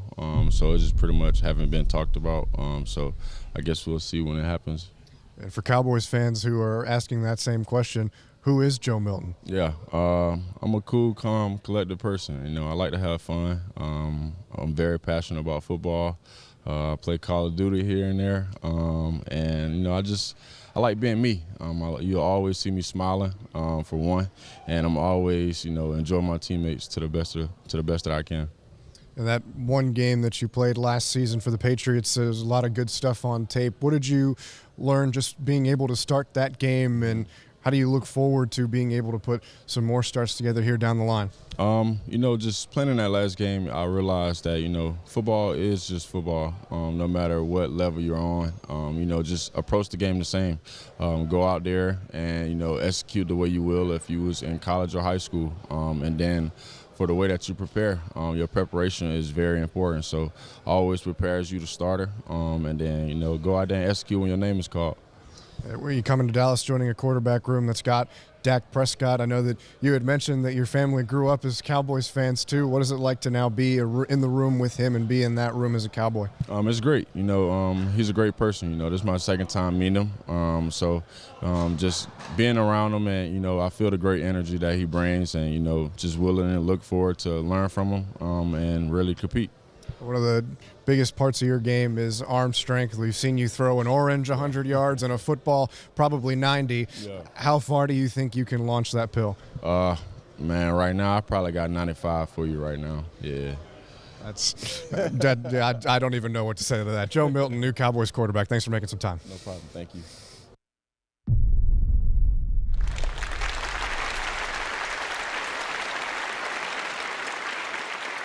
I like this kid. And the thing that is impressive about him and even about Dak Prescott. Now, notice, it's his second time meeting him. Well, this sounds like he's talking about like right now, recently, like once he got the trade, he's met Dak Prescott.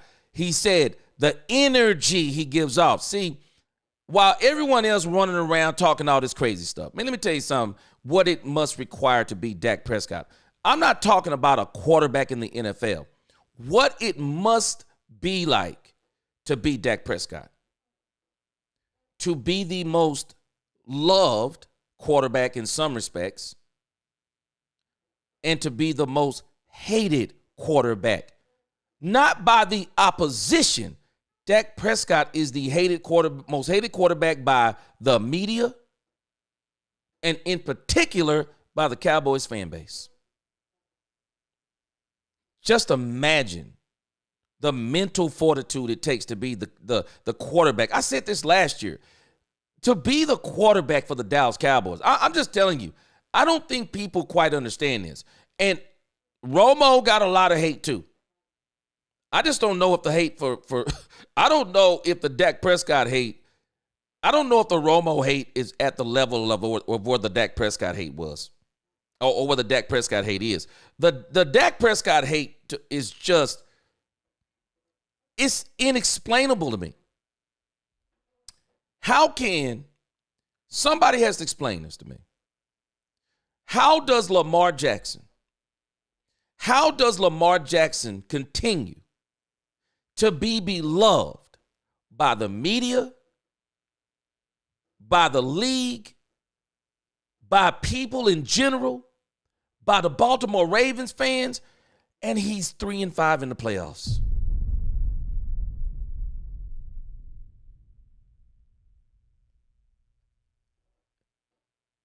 Meanwhile, Dak Prescott, and Lamar Jackson just got over the 2 playoff win threshold this season. And he was still beloved. Dak Prescott is hated, and people refuse to look at the context of the losses. We looked last night. Dak Prescott has thrown interceptions early in games, early in the San Francisco games, and roared back in the third and the fourth quarters. Lamar Jackson, on the other hand, in 2 of the playoff losses, has thrown crucial interceptions at the worst time you can throw them. At the worst time you can throw them. And he still gets every excuse. They let him cheat Dak Prescott out of an MVP, even though they paid Lamar Jackson back this year and allowed Josh Allen to rob Lamar Jackson of an MVP because he had video game banana numbers. He's still beloved. Hadn't done anything more than Dak Prescott. 1 game better than Dak Prescott. And even before he got the 1 game better than Dak Prescott, people still hated him. I mean, people still loved him. I don't understand it. I do not understand the Dak Prescott hate. It will have to be studied. It has to be studied. It doesn't make sense. Now, let me address this, Miss Matrix.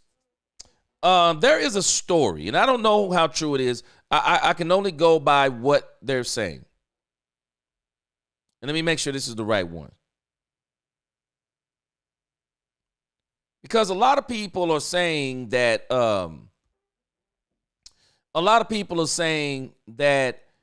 the New England Patriots had other offers on the table. And I had an article on this. I think I might have.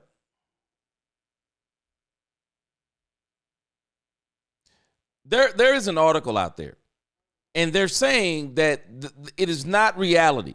And this is why I would love to get the receipts on this. But they're saying something.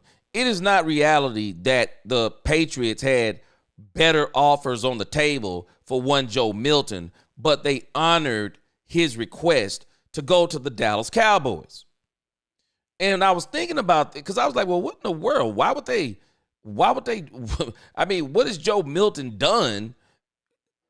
So you're going to believe, and I'll believe it when, and believe me, I'll retract this statement if it turns out to be true. So you're going to let someone tell you. Brian Broaddus said they wanted a third.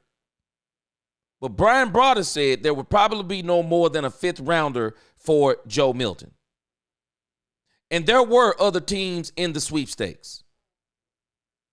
So you're going to try to sell us on that the New England Patriots could have got a fourth round or a third round draft pick for Joe Milton. And they turned it down to help the Cowboys or to honor the wishes of Joe Milton. Man, let me tell you something. I would literally fire my GM if he did that. I would fire my GM. If he came to me talking nonsense like, hey, man, tell you what we're going to do. Joe Milton, we want to move Joe Milton. We want to move Joe Milton, but we found a couple of teams. The Pittsburgh Steelers are in desperate need of a quarterback. The Pittsburgh Steelers are offering us a third-round draft pick for Joe Milton, but he wants to go to the Dallas Cowboys, and they're going to offer us a fifth-round draft pick in exchange for him, and then we got to give them a seventh-round draft pick. So hold on a second. So you're telling me we can get a third or a fourth-round draft pick for Joe Milton III, but because we like Joe Milton III, we're going to give up a third or a fourth-round draft pick, which could improve our team exponentially in this draft when you're talking about the third and the fourth round, but to honor Joe Milton's request to go to the Cowboys, we'll just take a fifth and give up a seventh. I'm not believing that. I'm not believing that. Do I believe Joe Milton wanted to go to the Cowboys? Yes, I do. Am I believing that there were teams that were giving significant? I'm not buying it. I'm not buying it. I'm not buying it. I thought I had the article up here that I was reading it last night, as a matter of fact. I was reading it last night. I forgot to save the link. Let me see if I can pull it back up real quick. But again, all that just to say, I like this pick with Joe Milton. I like this trade with Joe Milton. I do. I like it. I like it a lot. Because when I look at the tools, if he can get developed, and he is, and the thing, he is actually a physical guy. Man, if this guy can turn out, oh man, the Cowboys have got them, boy, they got a steal. They got an absolute steal. They got an absolute steal for one Joe Milton. They do. You got an absolute steal for him. And it was a great move by the Joneses, and I think they need to be applauded for it. I do. Byron Joe David, what's up? Byron Joe David, what's up? He said, I think the media mocks Dak because they know he has the potential to be a Super Bowl winning quarterback, but the lack of pieces has hindered him. And again, it's crazy because you can show this over and over and over, and people will still ignore it. They will still ignore it. No matter what you say, people will ignore it. They will not accept it. They will not accept it no matter what you do. But again, Joe Milton, I like it. I like the move with Joe Milton. It's a fabulous move. It's an absolute fabulous move by the Cowboys. It's a fabulous move. If he can develop, everything is good. Everything is absolutely good. And before I close on Joe Milton, Stargazer over on X.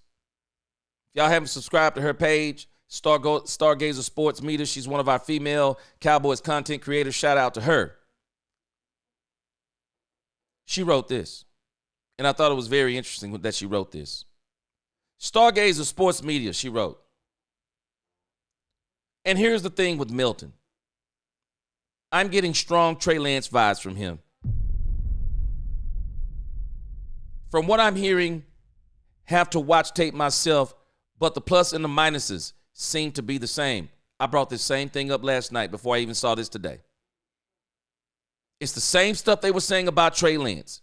I read Trey Lance's draft profile, and you would have thought it was Joe Milton. It's Trey Lance. Trey Lance, big body, check. Big arm, check. Run the ball, elusive in the pocket, run the ball, big playability, splash plays, check, check, check, check, check. She says athletic as you know what, but when it comes to the tools, you actually need to play quarterback, not there right now. Facts.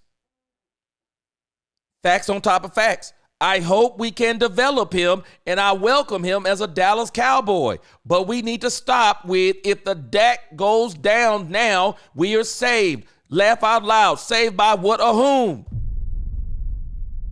It's Stargazer Sports saying this. Same thing I'm saying.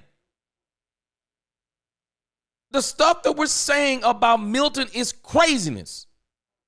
Milton has traits, but proven nothing on the field at the NFL level. If he gets his shot in Dallas, my hope is that he is good enough to help us win games. But until then, I have bigger needs to worry about. Sole focus is how can we win the Super Bowl with the franchise quarterback we have right now. Don't need to worry about the future. Future will worry about itself.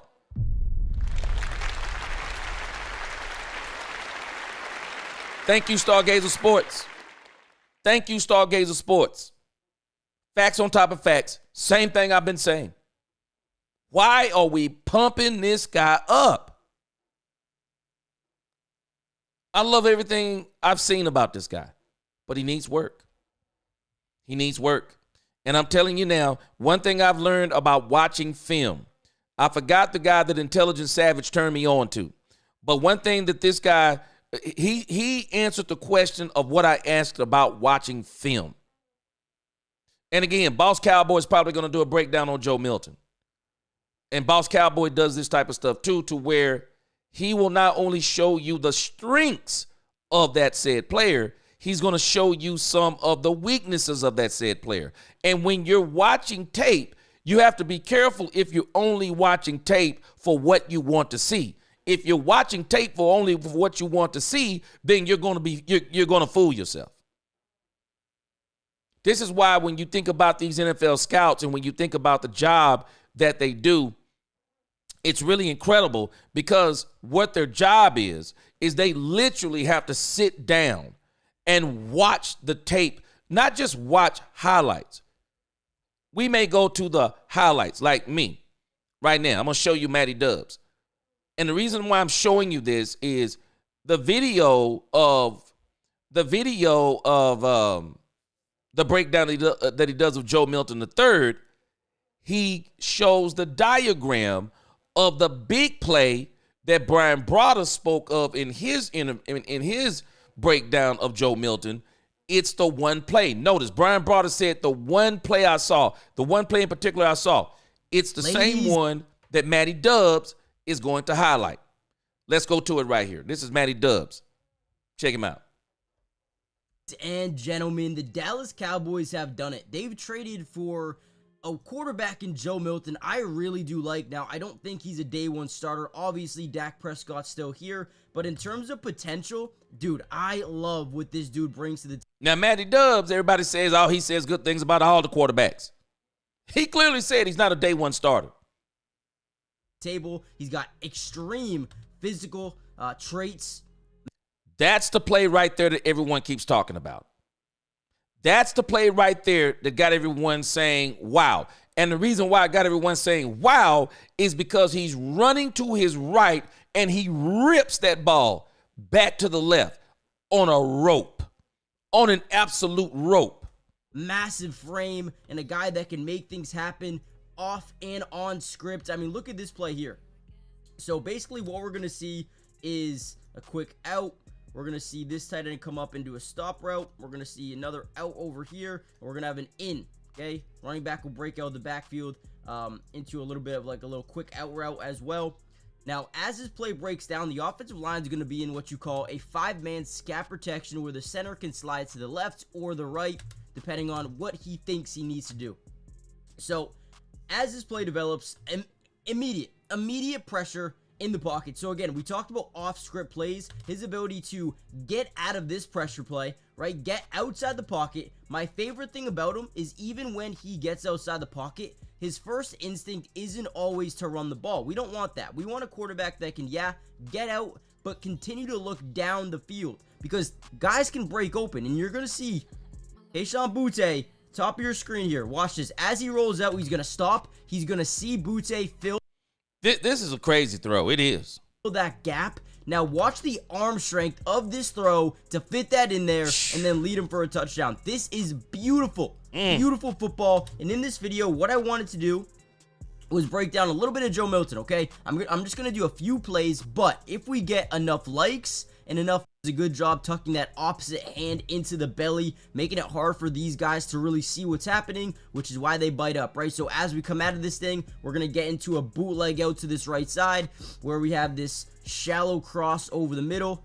We got, this flat, and then we probably either have a go ball here or I could break into a comeback route depending on what the wide receiver sees. So as we roll out, looks like comeback. We got this route wide open on the run. Perfect throw, leads his man for a first down. So again, do I think Joe Milton is an upgrade for the Dallas Cowboys? Yeah, I really think this is a nice little signing as a backup for now. But if Dak ever gets hurt, I think this is a 40 times, again, small sample size, but in terms of what I see on the film, Joe Milton is such a big upgrade compared to a Cooper Rush or a Trey Lance. If I'm just being honest, right? This dude's got some real good traits. All right, here we go. Once again, look at this play. We're going to get a little bit of pre-snap motion here by Kayshon Boutte. Now, you're going to see manipulation. The first thing we just noticed with that pre-snap motion, nobody followed, right? So now we know this is a zone coverage. Now, when a quarterback understands this is zone coverage, it's huge because now they know where they can manipulate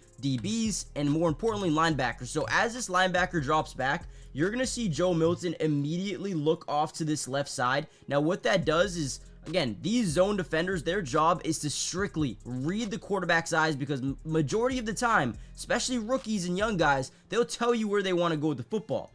But the difference is Joe Milton is not just your normal rookie. This is a guy that knows how to manipulate defenses. He's going to look over to this left side over here. He's going to move the linebacker with them, and we're going to open up this seam by Jaheim Bell. Unbelievable job. Again, moving that linebacker, turning and firing. You could tell right away that's what he was doing. And he does a great job finding his tight end over the middle. Man, I'm excited about Joe Milton. Now, again, do I think he's going to be a day one starter? No, guys, don't make sense. But potential-wise, this is huge. Again, very small sample size. If you want a part 2 where I break down even more of his film from that game, let me know. Let me know. Subscribe. It's free. Doesn't cost anything. Join the family, turn on post notifications, guys, and yeah, I'll see you in the next Cowboys update, which should be very, very soon. Peace. Yeah, that's the play everyone keeps talking about. But again, correct me if I'm wrong, but from everything my understanding is, Mitchell Trubisky was the quarterback in that game, and the Buffalo Bills were resting that game because, if I'm not mistaken, they didn't have anything to play for. And this is also the game they were mad at the fact that the New England Patriots went out here and won this game because this game took them from the number 1 slot to the number 3 slot. And they're saying that this is one of the reasons why that they got rid of the coach. I'm not sure about all that. But again, Joe Milton III. Joe Milton III was a great pickup for the Cowboys. And again, I give the Joneses all the credit in the world. That was a great pickup for the Cowboys. And if this guy can develop, in about 2 or 3 years, we're going to have something to look forward to. But for right now, our quarterback, our quarterback is looking great. Dak Prescott is looking like he's poised to have one of the greatest seasons. I'm telling you, I believe Dak Prescott up under Brian Schottenheimer is going to have 3 to 4 of the best years of his career, bar none. He's going to have 3 to 4 years of the best years of his career. And also, too, as we move on from Joe Milton, this is a very good move. I could see why Milton also would want to come to Dallas. Some people are thinking he wants to come here because he thinks Dak's on his way out. I don't know I'm not sure that's his thinking. But I'm going to tell you what my thinking would be. My thinking would be Dak Prescott is an older quarterback. Yeah, he's an older quarterback. And if he gets injured, I might get an opportunity. But that's not the part that I'm sure that he's thinking on. It's what he can learn from a quarterback like Dak Prescott. What could he learn from Drake May? What could he learn from Drake May? What was he going to learn from Drake May? Joe Milton probably thought he was better than, I probably would, with his athletic ability. I would think I'm better than Drake May. Man, I'd be looking at Drake May going, man, I don't know if I should be behind this dude. I'm better than him. I'm telling you, when I first saw this dude play, I actually said he could challenge Drake May. But when you spend a first-round draft pick versus a sixth-round draft pick quarterback, you're going to give the first-round draft pick quarterback all the opportunities. And, again, him sitting on the bench, what could he learn? What can he learn from Drake May? He's going to be able to learn a lot from Dak Prescott. He's going to be able to learn a lot. So, great move all the way around for Drake May. It is going to be good. Now, let's go to Cam Newton. Boy, my man Eddie Lowe said, Cam Newton, SMA face. Boy, you got me rolling up in here. Boy, you got me rolling up in here. Now, again, Eddie Lowe. I broke this down in the video I did earlier. Cam Newton in this video is actually being a little naive. But what he said about Dak Prescott, the part that I like that he said is the window. It's the window. And I don't agree with him that Dak has had the window per se, which he has had the window. Anytime you get into the playoffs, the window is there. But y'all tell me. But I think the window for Dak Prescott, I don't think it's closing. I think with Brian Schottenheimer, I think the window is about to be wide as it's ever been. I think it's about to be wider than it's ever been. I think the window for Dak Prescott is about to be wider than it's ever been because we're finally going to have a coach that is not only going to tailor, and I'm going to tell you about Kellen Moore. I'm not sure if Kellen Moore's game was tailored for Dak Prescott. Understand that Kellen Moore used to be an ex-quarterback in college. And if you go back and look at Kellen Moore in college, man, this dude threw the ball all over the place. Kellen Moore loves the passing game. Kellen Moore absolutely loves the passing game. And there would be times with Dak Prescott, I would be like, is Kellen Moore like calling the game like how he would be playing the game if he was playing the game? I used to wonder this about Kellen Moore because you remember we were talking about last night in the San Francisco 49er game, and you could already tell that the San Francisco 49er game was going to be it was going to be one of these down and dirty, grinded out games. We knew this when we went to San Francisco.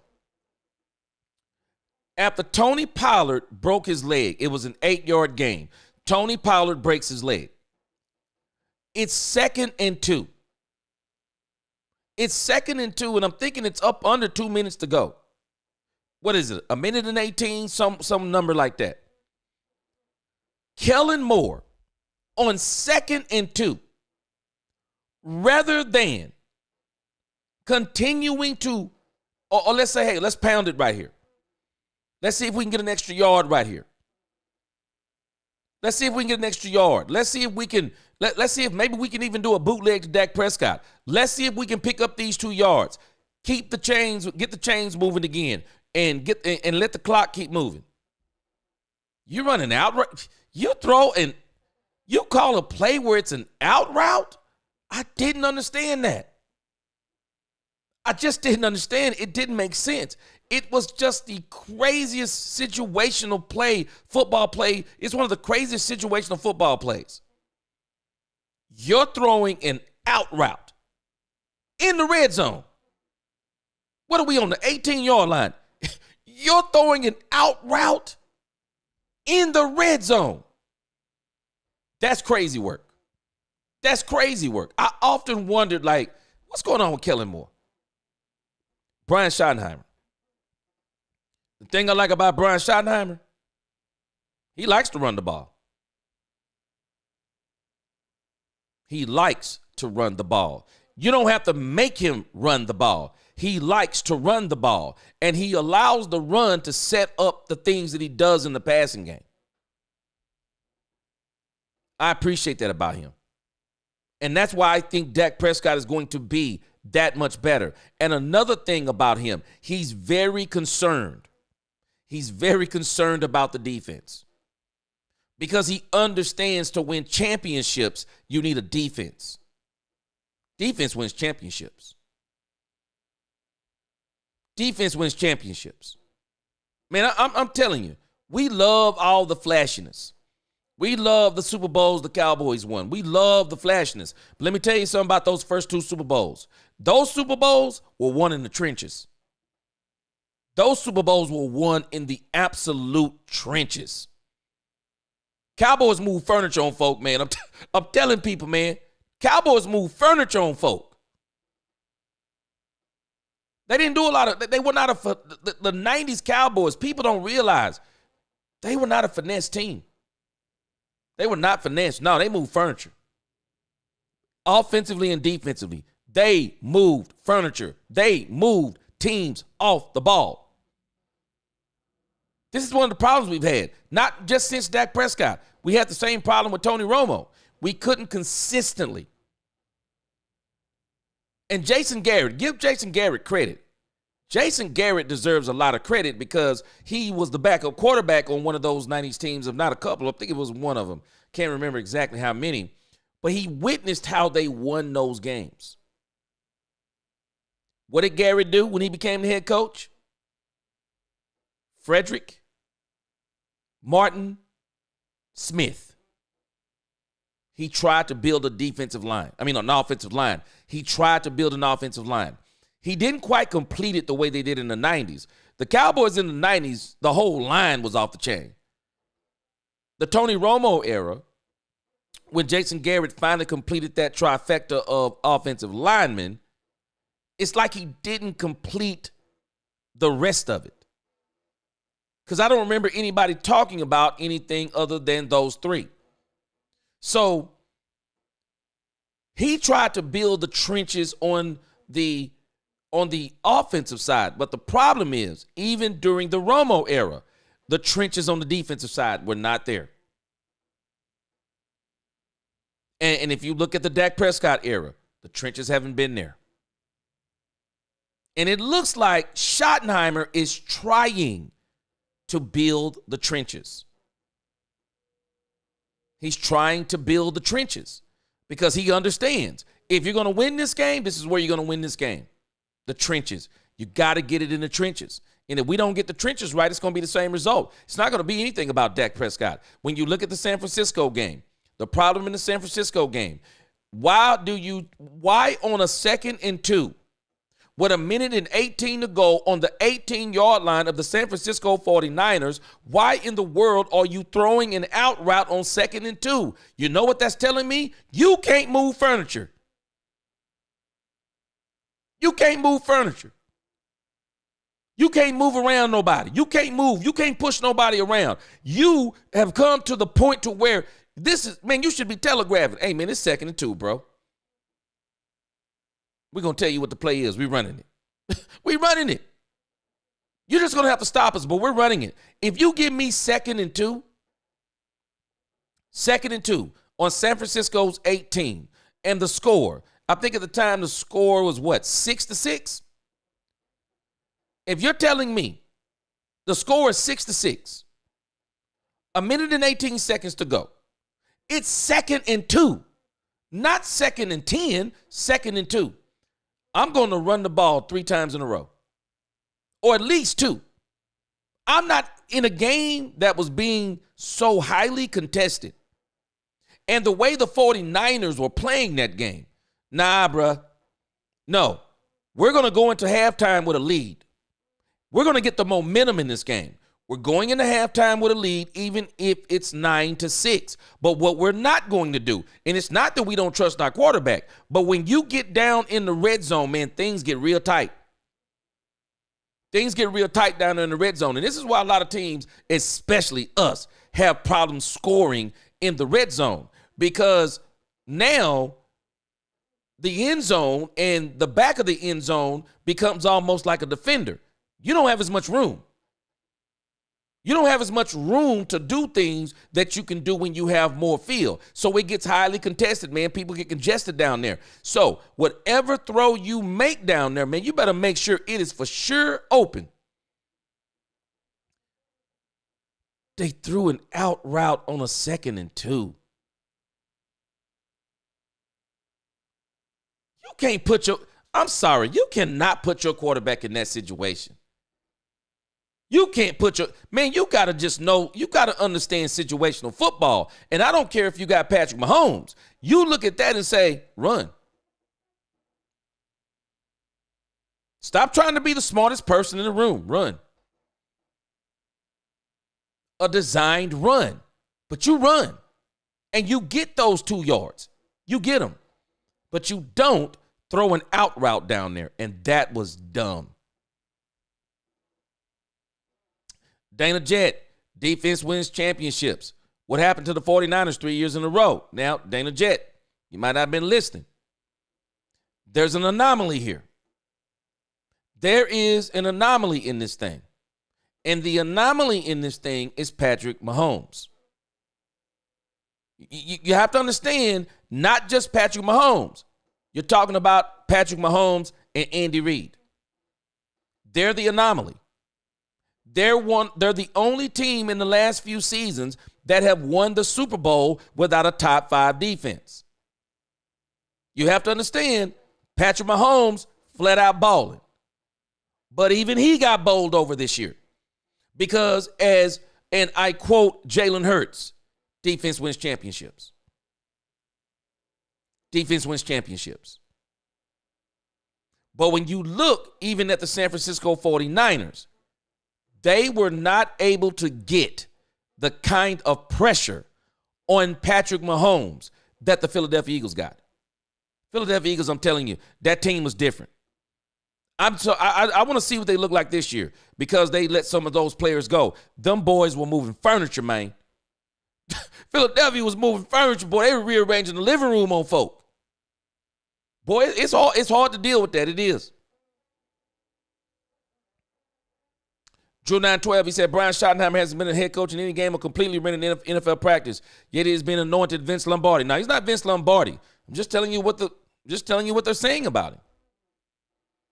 And not just that. Hold on a second, Drew 912. No, hold on a second.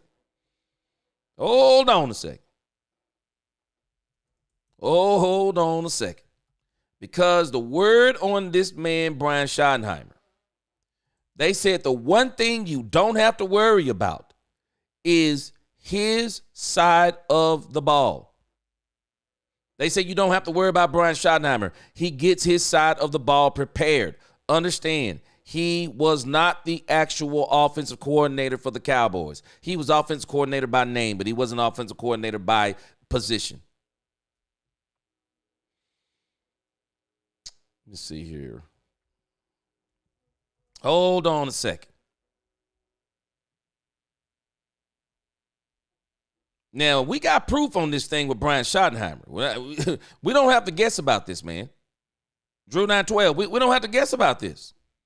This isn't a guessing game with Brian Schottenheimer. He hasn't been the head coach. But what he has been is an offensive coordinator. And he will be calling the plays. And I'm sure that it will be his game plan that the offensive coordinator will be implementing, because he said as much. And Jerry Jones has already said that he is going to be the play caller. And Jerry said it. If he wasn't going to call plays, he wouldn't even be the coach here. So Jerry Jones is already telling you about Brian Schottenheimer. And again, understand, Drew, you know this, you understand what I'm saying. There's a reason why they went and got Matt Eberflus.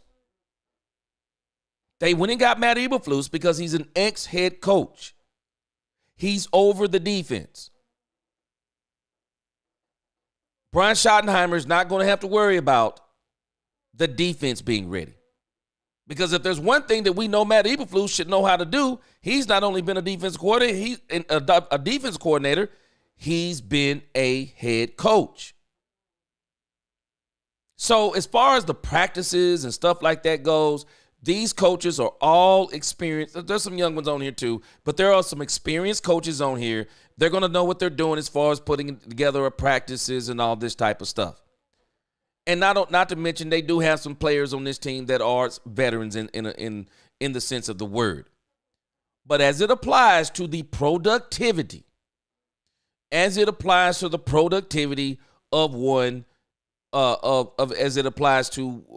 Brian Schottenheimer, the one thing that we know he's going to be able to do, he's going to be able to put together a pretty good offense, man. He's going to be able to put up a pretty good offense. Because when you look at what he did in Seattle, this man he improved year over year over year over year with one Russell Wilson. You can see the stats right here. He's the offensive coordinator. I mean, these numbers here, they are the rankings of where he ranked. When you look at his rushing offense, 2018, he was second in attempts, 1 in yards, 11 in TDs. I mean, you look at him in 2019, third in attempt, fourth in yards, 15 in TDs. You look at him in 2020, 17, 12, 19. I mean, this dude, man, he knows what he's doing. He's going to have him ready. And if you look at what he did with Russell Wilson, passing offense, they went from 27, 14 to 16th. They were 5th in touchdowns, 5th, 4th, and 3rd, and 2nd, 3rd, and 17th in interceptions. I mean, he just improved just over and over and over. I mean, no, this dude's going to be Dak Prescott. You're going to see some of the best ball you've seen out of Dak Prescott. You're going to see some of the best ball, because when you look also, it doesn't take rocket science on this. When you look at even Russell Wilson, we'll look at that at a later date too. When you look at Russell Wilson's stats, man, them things jumped. They jumped with Brian Schottenheimer. And that's how he got that Denver deal. But again, I want to go to this thing that Cam Newton said. I thought this was very powerful that Cam Newton says this right here. As much as I did, because those hits, they add up. They take a toll. Yeah. You know what I'm saying? But Dak Prescott looks really good. Yeah. And I'm not saying this in no type of sleazy way. Like, no, bro. Like, the off season is where you become the best version of yourself. Yeah. But my challenge to Dak Prescott is like, bro, like, it's time to win. Yeah. Like, the money, the bag is secured. Dak Prescott, bro, it's time to win, bro. Like, we're gonna look back and say, is Dak the next coming of Kirk Cousins? Yeah. Now, this statement to me, I'm not agreeing with this part about Kirk Cousins, but the career's not over yet, so I'm not going there. But where I am agreeing with him is this is it. Dak Prescott's 32 years old. This is it. As far as the Cowboys go, this window right here, Dak and this team have got to get it done. And we got to stop saying Dak Prescott. And I'm going to show you why this is the fly in the ointment of the argument that one Cam Newton is making. Cam Newton doesn't realize he's answering. He's answering why he never won. He's answering it. He's actually going to answer because the guy's going to ask him. He's going to ask him, like, what happened? And let me go to that part. And let me let you hear a little bit more what he says right here. Let me make sure. Let's see. Yeah. How long do you think he have in Dallas? Because obviously he signed this big contract, but it's like people don't make their contracts all the time. So Man, listen, bro. Dak, it's time to win. You have all the pieces. Now, see, this is where I do not agree with him. He said Dak has all the pieces, and he only names CeeDee Lamb and Michael Parsons. That's all he names. Now, I'm going to tell you why he's saying this in a minute, but listen to him. That you need. Like you've had dominant teams that, and Dak Prescott has not had dominant teams. Cam Newton ought to be, I don't know why he's saying he's had dominant teams. Do we not know the difference between a dominant team and a good team? Dak's been on good teams. Dak hasn't been on dominant teams. The definition, just the mere the definition of a dominant team from the football perspective. If you can't move the trenches, if you can't control the line of scrimmage, if you are not getting pressure, you're not a dominant team. I'm about to let you into the psyche of one Cam Newton. I want you to listen to what he says back here. I'm going to let you into the psyche of Cam Newton. Listen to him. Has talent around him. Yeah, that's it. It's all factors that makes a break when it's your time to win. It's like, bro, we had our veterans at their best, like Luke Kuechly, TD, Ryan. Like, bro, everybody was ready to win, and we just didn't seize the moment. And that's the most frustrating thing about it, because you look back at it and we never got back. Do you think about that still? Oh my God, do I? Bro, I made a vow to myself, bro. Like, I won in every part of my life. Mm-hmm. Rec ball, we won this rec ball championship. Like, boom. It was either championship or bust. Like, we was that dominant of a team. On my rec ball team, we had Morgan Burnett, who played in the NFL as a safety for the Green Bay Packers and the Steelers, was an Atlanta legend. Deshaun Lawrence, who's the associate athletic director at UCF. Addison Williams, who went to University of South Carolina right out of high school. Now, let me let you into the mind of Cam Newton.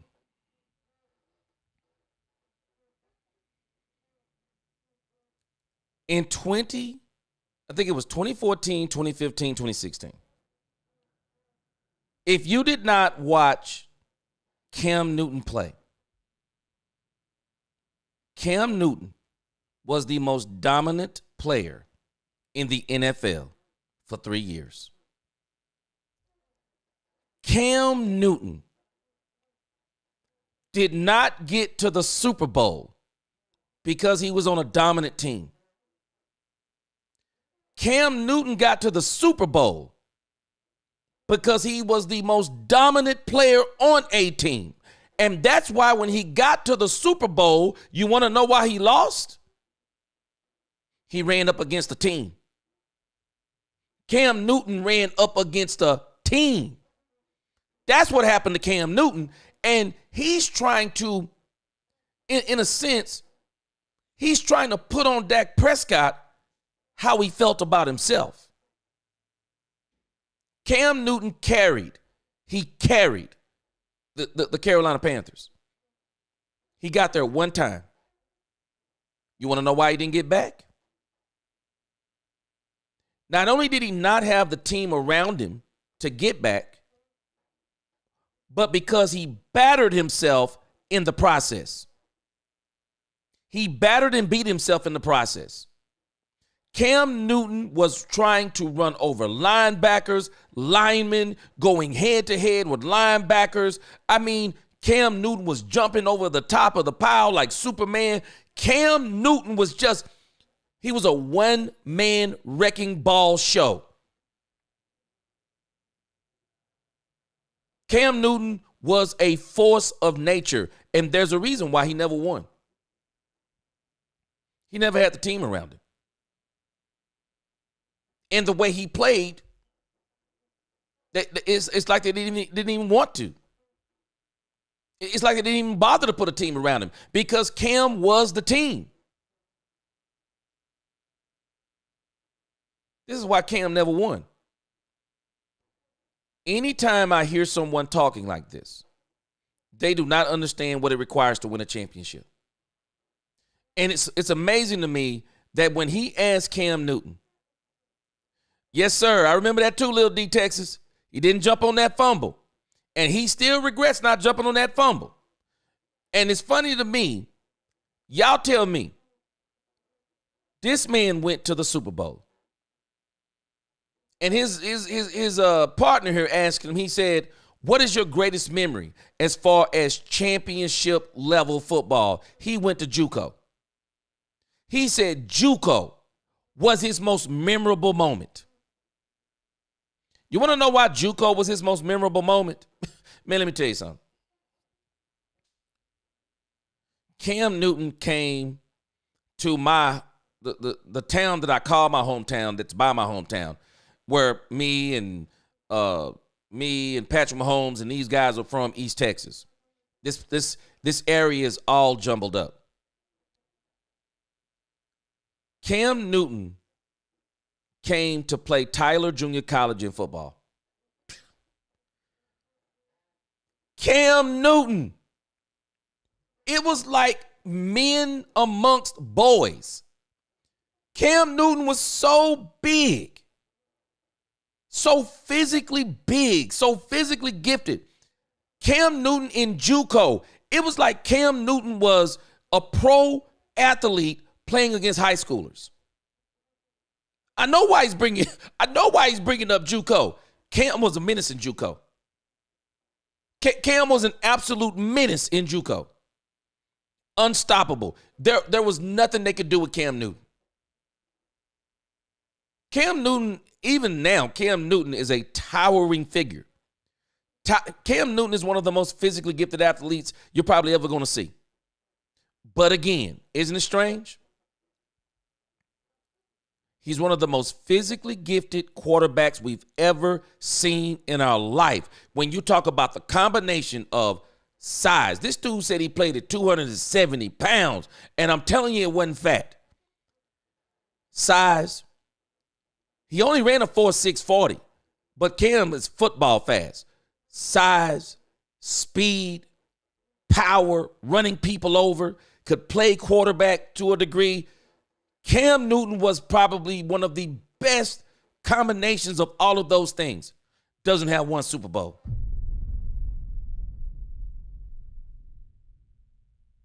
Doesn't have one Super Bowl.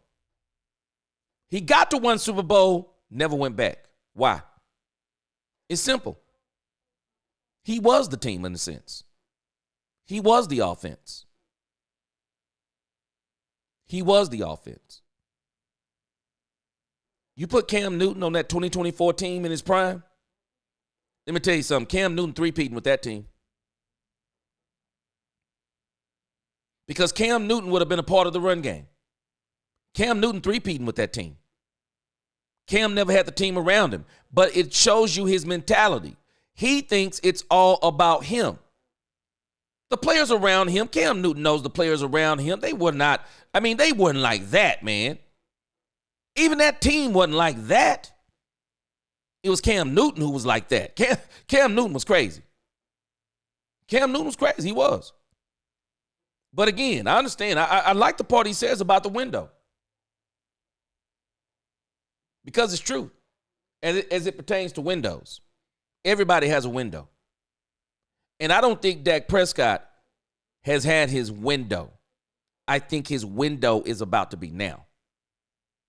Because when I look at what the Cowboys are doing now, even if people don't like it, this is the best I've seen the Cowboys move since Dak Prescott has been here. This is the best I've seen them move. Even when you talk about Joe Milton, this is the best I've seen the Cowboys move. They're doing things. And according to them, they're not done. According to them, they're not done. So we'll see. We'll see. But I'm ready. I am ready for Dak Prescott. Coming off this injury, I'm ready for Dak Prescott to really make his move. Because again, time is running out. No matter how talented you are, Dak Prescott to me, because he's hated so much, Dak Prescott is one of these quarterbacks to me. He has to win a Super Bowl. Dak has to win a Super Bowl to me. If Dak don't win a Super Bowl, I mean, I'm telling you, man, Dak has to win a Super Bowl. He just has to win a Super Bowl. If he doesn't, he'll just be continuously criticized. But again, let me move fast through some of these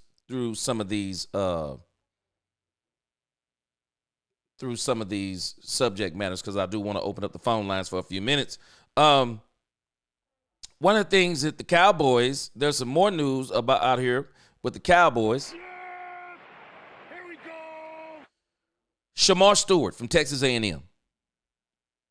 A lot of people are saying that this may be an indicator that the Cowboys may be spoiling their first round plans because there are people that are saying the Cowboys may go and get Shamar Stewart.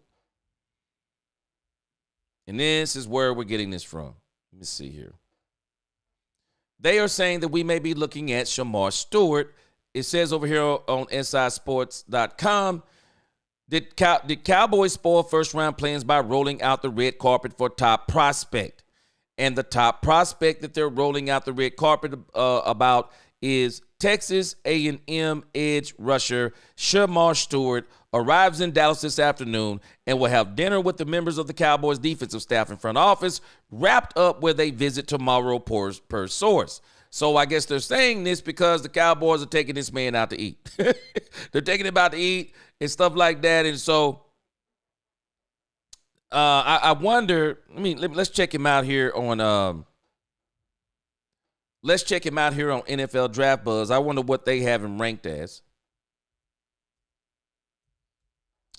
Let's see what they have him ranked as here. NFL edge rushers. And if I'm not mistaken, he was the third rated edge rusher, if I'm not mistaken. Okay, he's not number 3. I thought he was in the top 10. Okay, maybe I'm wrong. I thought he was in the top 10.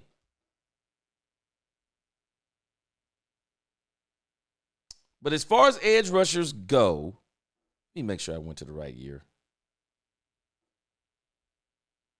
But everyone is saying that the Cowboys, and I think I heard some of you guys mentioning him too, Shamar Stewart. I heard some of y'all mentioning him too.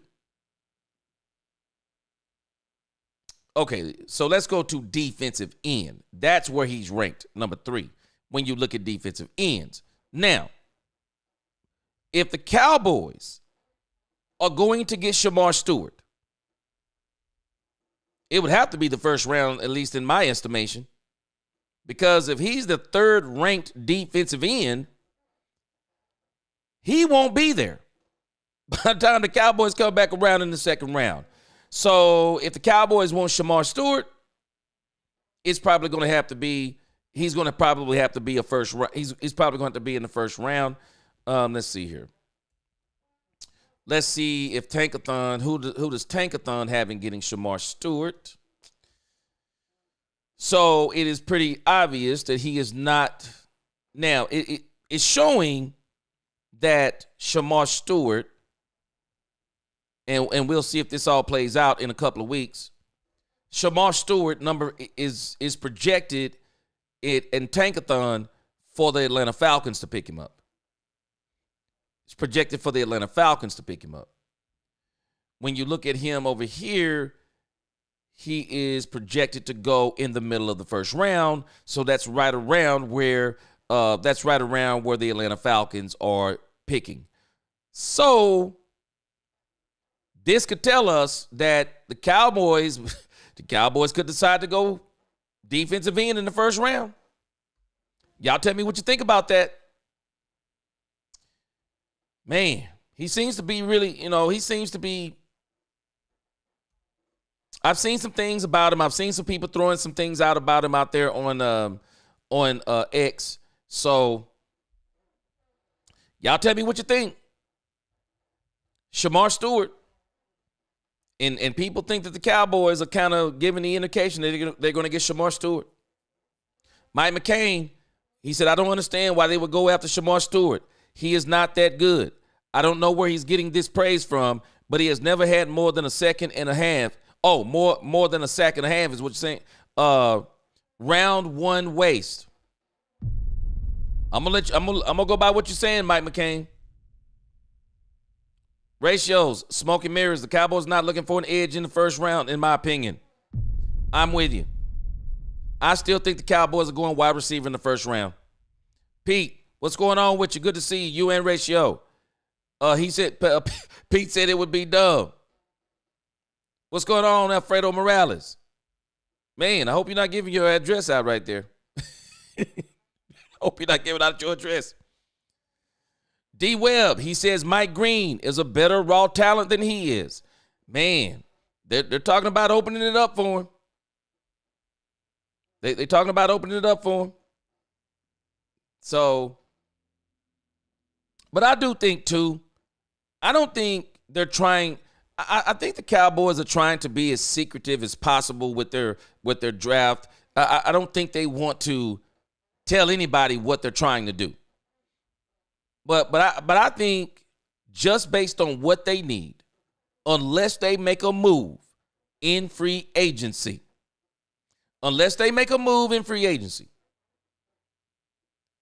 they're going wide receiver.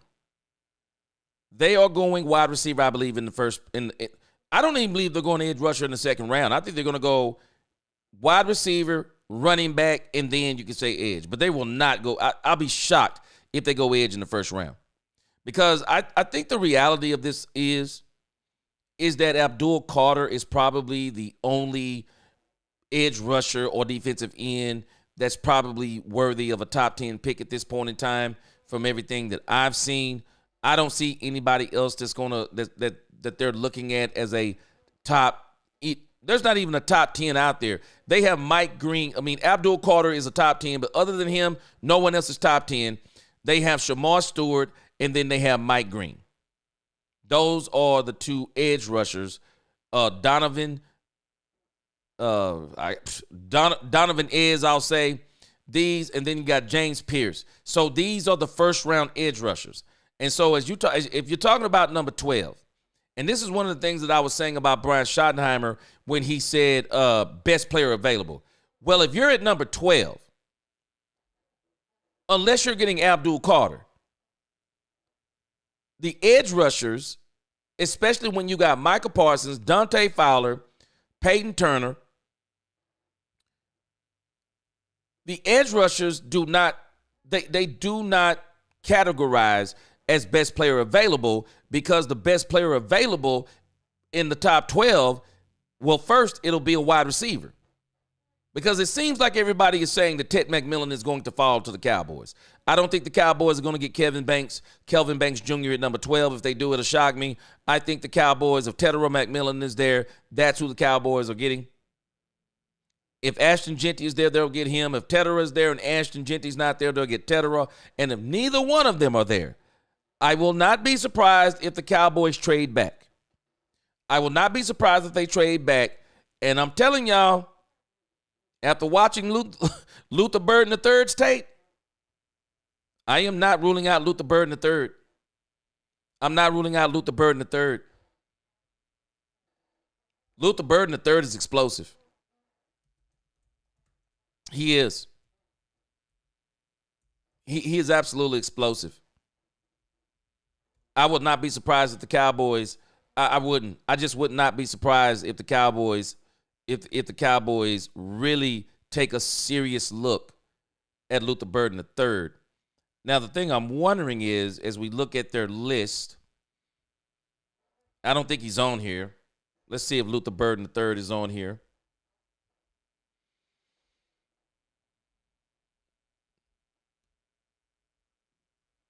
Wouldn't it be crazy if the Cowboys actually went out and drafted another quarterback?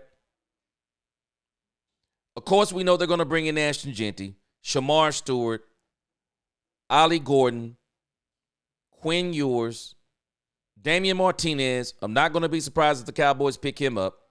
Savion Williams. Let me tell you something. I'm not going to be mad if the Cowboys get Savion Williams. I know he's got some work to do, Iceberg Slim. I'm not going to be mad if the Cowboys get Savion Williams. Alfred Collins, defensive tackle. Andrew Makuba, safety. Siobhan Revel, Bashul Tootin. Yeah, he's definitely going to be a monster. Not sure if the Cowboys are going to be able to get him, though. He'll probably be off the board because I don't think he'll be the first back they will take. I was trying to see the top 30 picks, the 30 visits they're bringing in, because I would be very interested.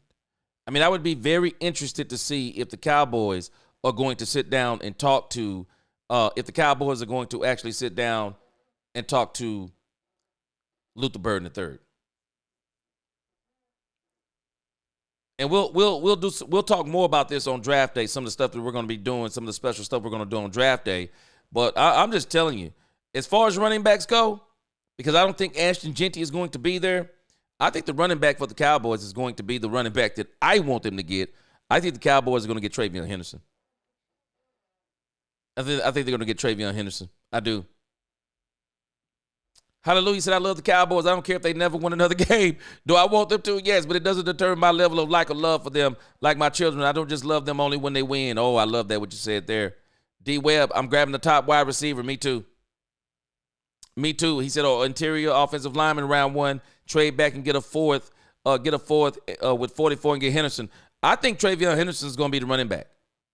I think he is going to be the running back for the Cowboys, because when I saw him run, the first thing I thought was Ezekiel Elliott. I would not be surprised. Oh, yeah, Eddie Lowe. I won't be mad if they get Judkins either. I definitely won't be mad if they get Judkins. He's a monster too. Pete said, I'll be happy with Burden. He was supposed to be a top 5 pick after 2023. I would see if you could trade back a few spots and still get him around 18 to 20. That's actually where he's projected to go. That is actually where he is projected to go. So we'll see on that front. But again, not going to be surprised if Luther Burden, I want to see if Luther Burden III comes in for a visit, but let me run through the next subject matter. Yes! Here we go! Let me ask y'all a question. Y'all be honest with me.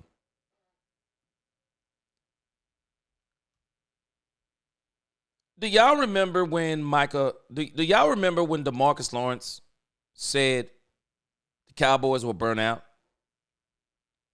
Do y'all remember when DeMarcus Lawrence said that? It says on appearing on ESPN's First Take earlier this month, Lawrence said the Cowboys being burnt out was the main reason for the wild card round loss to the Green Bay Packers. Considering that the Cowboys played the same number of games as every other team and that the Packers took them behind the woods. Man, who in the world wrote this? They said the Packers took the Cowboys behind the woodshed in that game. Many piled on Lawrence for his answer. Boy, I'm laughing. John Alfaro wrote this. And again, poor Cowboy fans tore this man up. And it says, apparently, even those inside the organization weren't happy with the way Tank answered. During a recent appearance on the Stephen A. Smith Show, star defender Michael Parsons said he objects to his team play He expects his team to play with more fire in a do-or-die game and objects to the idea that anybody failed to do so. He says, what I feel like once that regular season ends and they get in the playoffs, you're supposed to get rejuvenated, Parsons said. Like, this is a whole new me, whole new you. We need to get ready, and that's part of the culture stuff that I was talking about, where I want to dive into players that we got to change. You should never go into a game like I'm tired, I'm ready to go home, because that's exactly what's going to happen, and it did happen.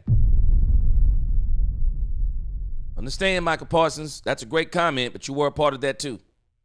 And if y'all were not tired, then what was the problem?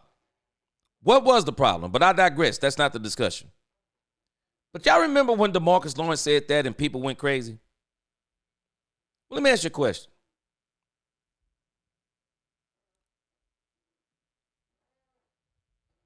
Do we owe DeMarcus Lawrence an apology?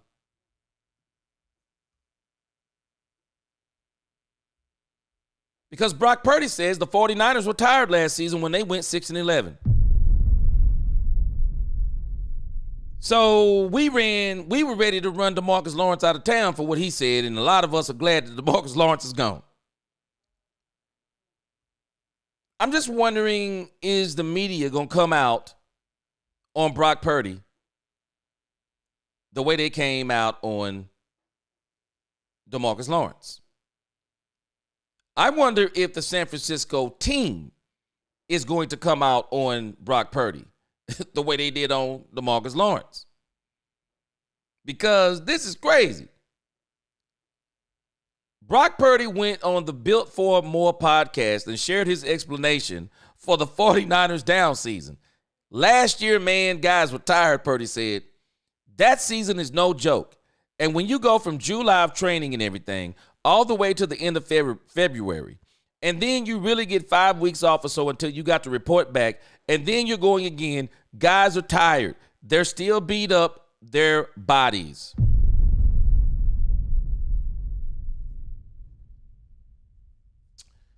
Purdy's comment makes total sense until you remember that the Chiefs also went to the Super Bowl in 2024, and then they made it back in 2025. They didn't go 6-11. They weren't tired. What do y'all think about this comment? I'm just wondering where the media is on Brock Purdy. I want to see if there's going to be anybody who's going to come out on Brock Purdy. This is crazy work to me. Crazy work to me. But again, when it's, you're a Dallas Cowboy and you say stuff like this, boy, you're gonna get tore up. But I don't think this is something you should say out loud. I don't think you should say stuff like this out loud. I think it makes your team look at you in a funny way. And this is probably one of the reasons why that Michael Parsons started looking at DeMarcus Lawrence crazy. Because I remember even Stephon Gilmore wasn't happy about what he said. So I just wonder, what are our thoughts on this? Mike McCain, he said they're saying that Travion Henderson might not make it to 12. He's starting to get a lot of traction not a traction now. Apparently the Cowboys are talking about his teammate Quinshon Judkins. Boy, I hope the Cowboys get Travion Henderson. I won't be mad at Judkins. Judkins was good too. But boy, I'm telling you, I would love to get Travion Henderson. Ratio said, I never held that against Tank. He was a workhorse for this team for 10 years. Put him in the ring. Boy, Ratio, you better stop. Boy, some people get mad at you for saying that. They got mad at when the Joneses were saying it. Sexy Suze, she said yes. Okay, she said no.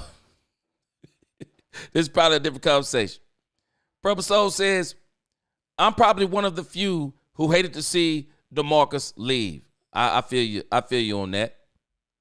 Travion, 202 pounds. I like him besides worries me. Okay, I see that. Oak Cliff Rockefeller, D-Law was speaking for the team, I believe. I think he was too. But they didn't like it when he said it.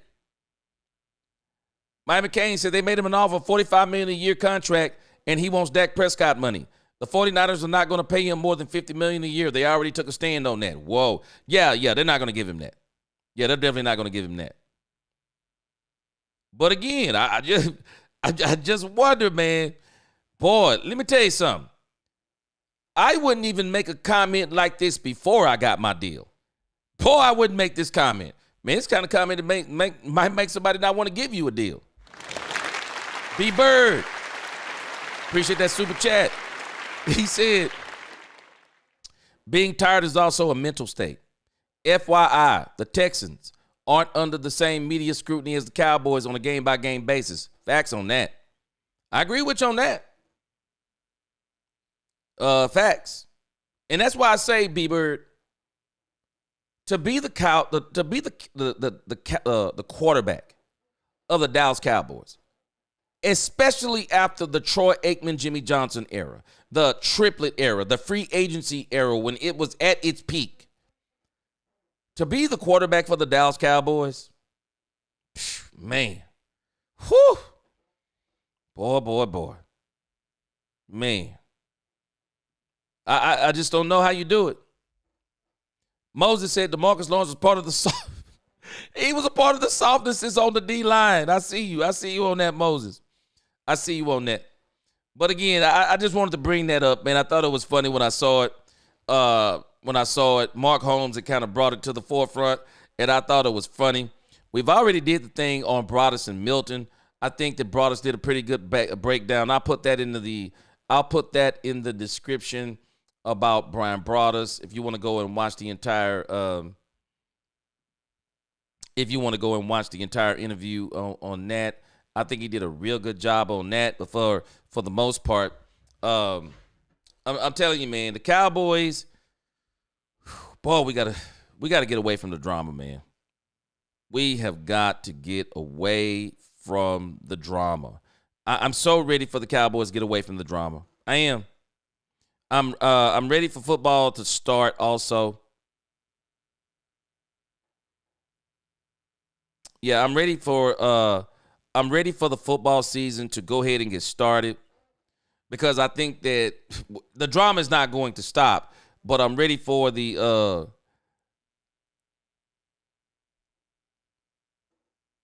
hold on just a second. I'm ready for the football season to start, so the Cowboys, we can go ahead and really see what this team is going to be about.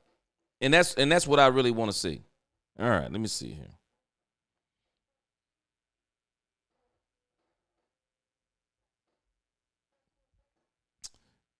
All right, hold on just a second.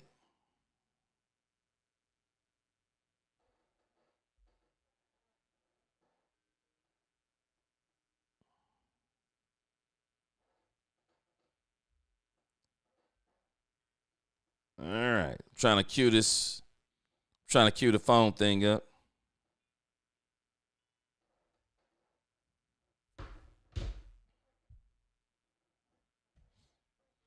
All right, so I'm going to open up the phone lines.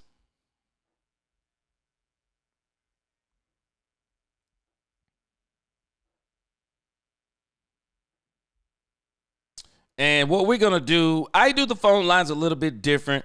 I don't do a lot. I don't want to do the debating. When you call in, please no profanity. When you call in, you tell us what do you think about whatever it is you want to talk about, whether it be Joe Milton, Cam Newton, any of the things that we've been talking about over the last few days. This is your opportunity just to tell us how, kind of where you are on some of these things. And again, definitely we don't want to turn it into arguments and debating. I'll let you state your whatever it is you want to state. It'll be about 3 to 4 minutes.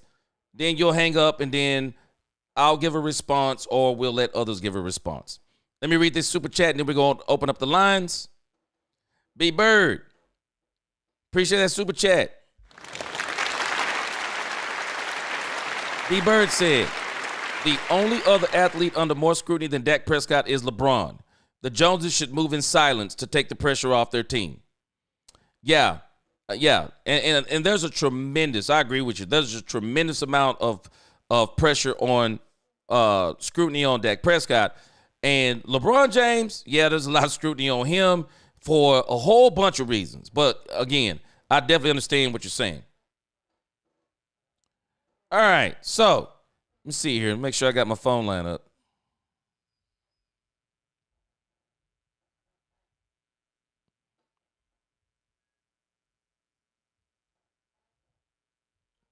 All right, hold on just a second. Forgot.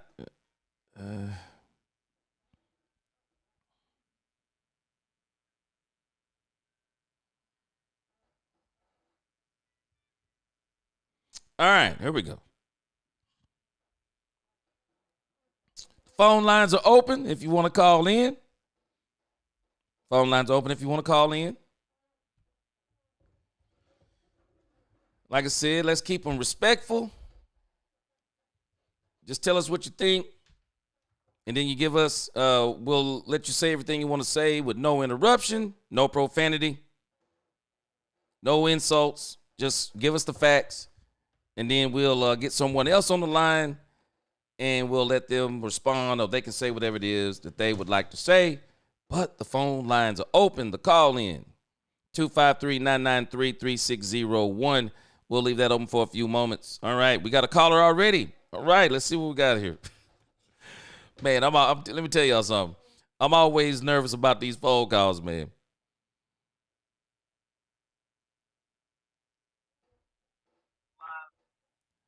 All right, turn the sound down in the background so we don't get no echo. And then, welcome to Let's Talk Cowboys. Who are we talking to?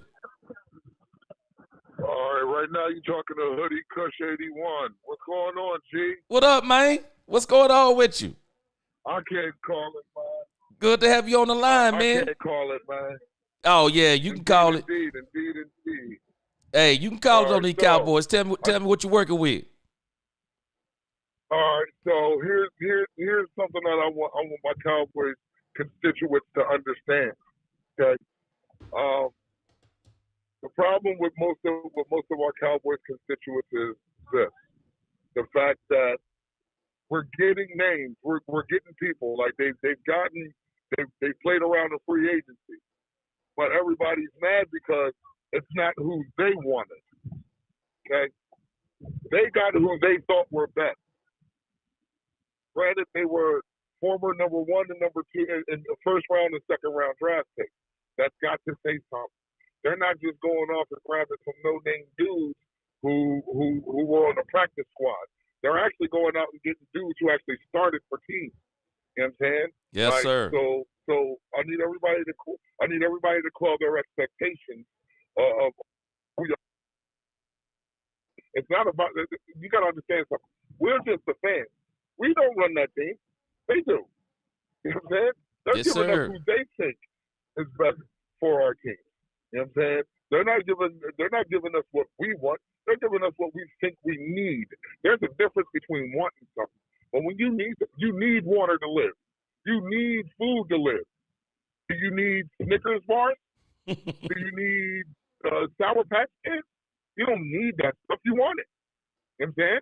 Sometimes what you want ain't good for you. That's why most of the people got rotted out teeth now, because they just get what they want and not what they need. You know what I'm saying?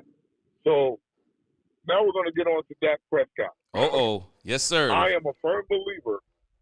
I've been a firm believer in Dak Prescott since 2016. I am a firm believer in Prescott in 2025. What people don't realize is all the scrutiny that Dak gets. Dak got robbed in 2023 for his MVP. Just like Lamar got robbed for his MVP in 2024. Here's the difference, though. Dak had better numbers than both of those dudes in both years, 23 and 24. You know what I'm saying? Well, his 23 season was better numbers than what the other two quarterbacks had in the past 2 years. Got snubbed for an MVP. So to think that Dak Prescott is trash, you're out of your mind. Joe Milton is not here to take Dak Prescott's spot. Joe Milton, I don't think there's a quarterback short of Patrick Mahomes who can just come in and take Dak Prescott's spot. The reason why we got Joe Milton instead of going into the draft is because we actually have other holes to fill. We actually have other spots that are in much more dire need than a backup quarterback. So if we go out and get somebody who's got a cannon of an arm, but all you need to work on is mechanics and accuracy, I'll take that any day. I'm with you. We're going to get exactly what we need in the draft, which is BPS. Get your wide receiver running back in the first and second round. Maybe even this. I can see this happening. Wide receiver, DT in the second, running back in the third. Because let's look at it like life without Ashton Genty, life without Omarion Hampton. This class is riddled with good running backs. So you have, as AOC said it yesterday, it's about fit. You know what I'm saying? Not all the running backs that are in this class are going to fit with certain teams. So you have to find the right fit. Same thing when it comes to wide receivers, the right fit. Same thing when it comes to defenders. They have to be in the right fit. Some corners are man corners. Some corners are zone corners. You know what I mean? James Bradbury, prime example. James Bradbury is a zone corner. He's not what Darius Slay was. Darius Slay was a man corner. You know what I'm saying? So you got to look at the fit. Look at the fit to your team.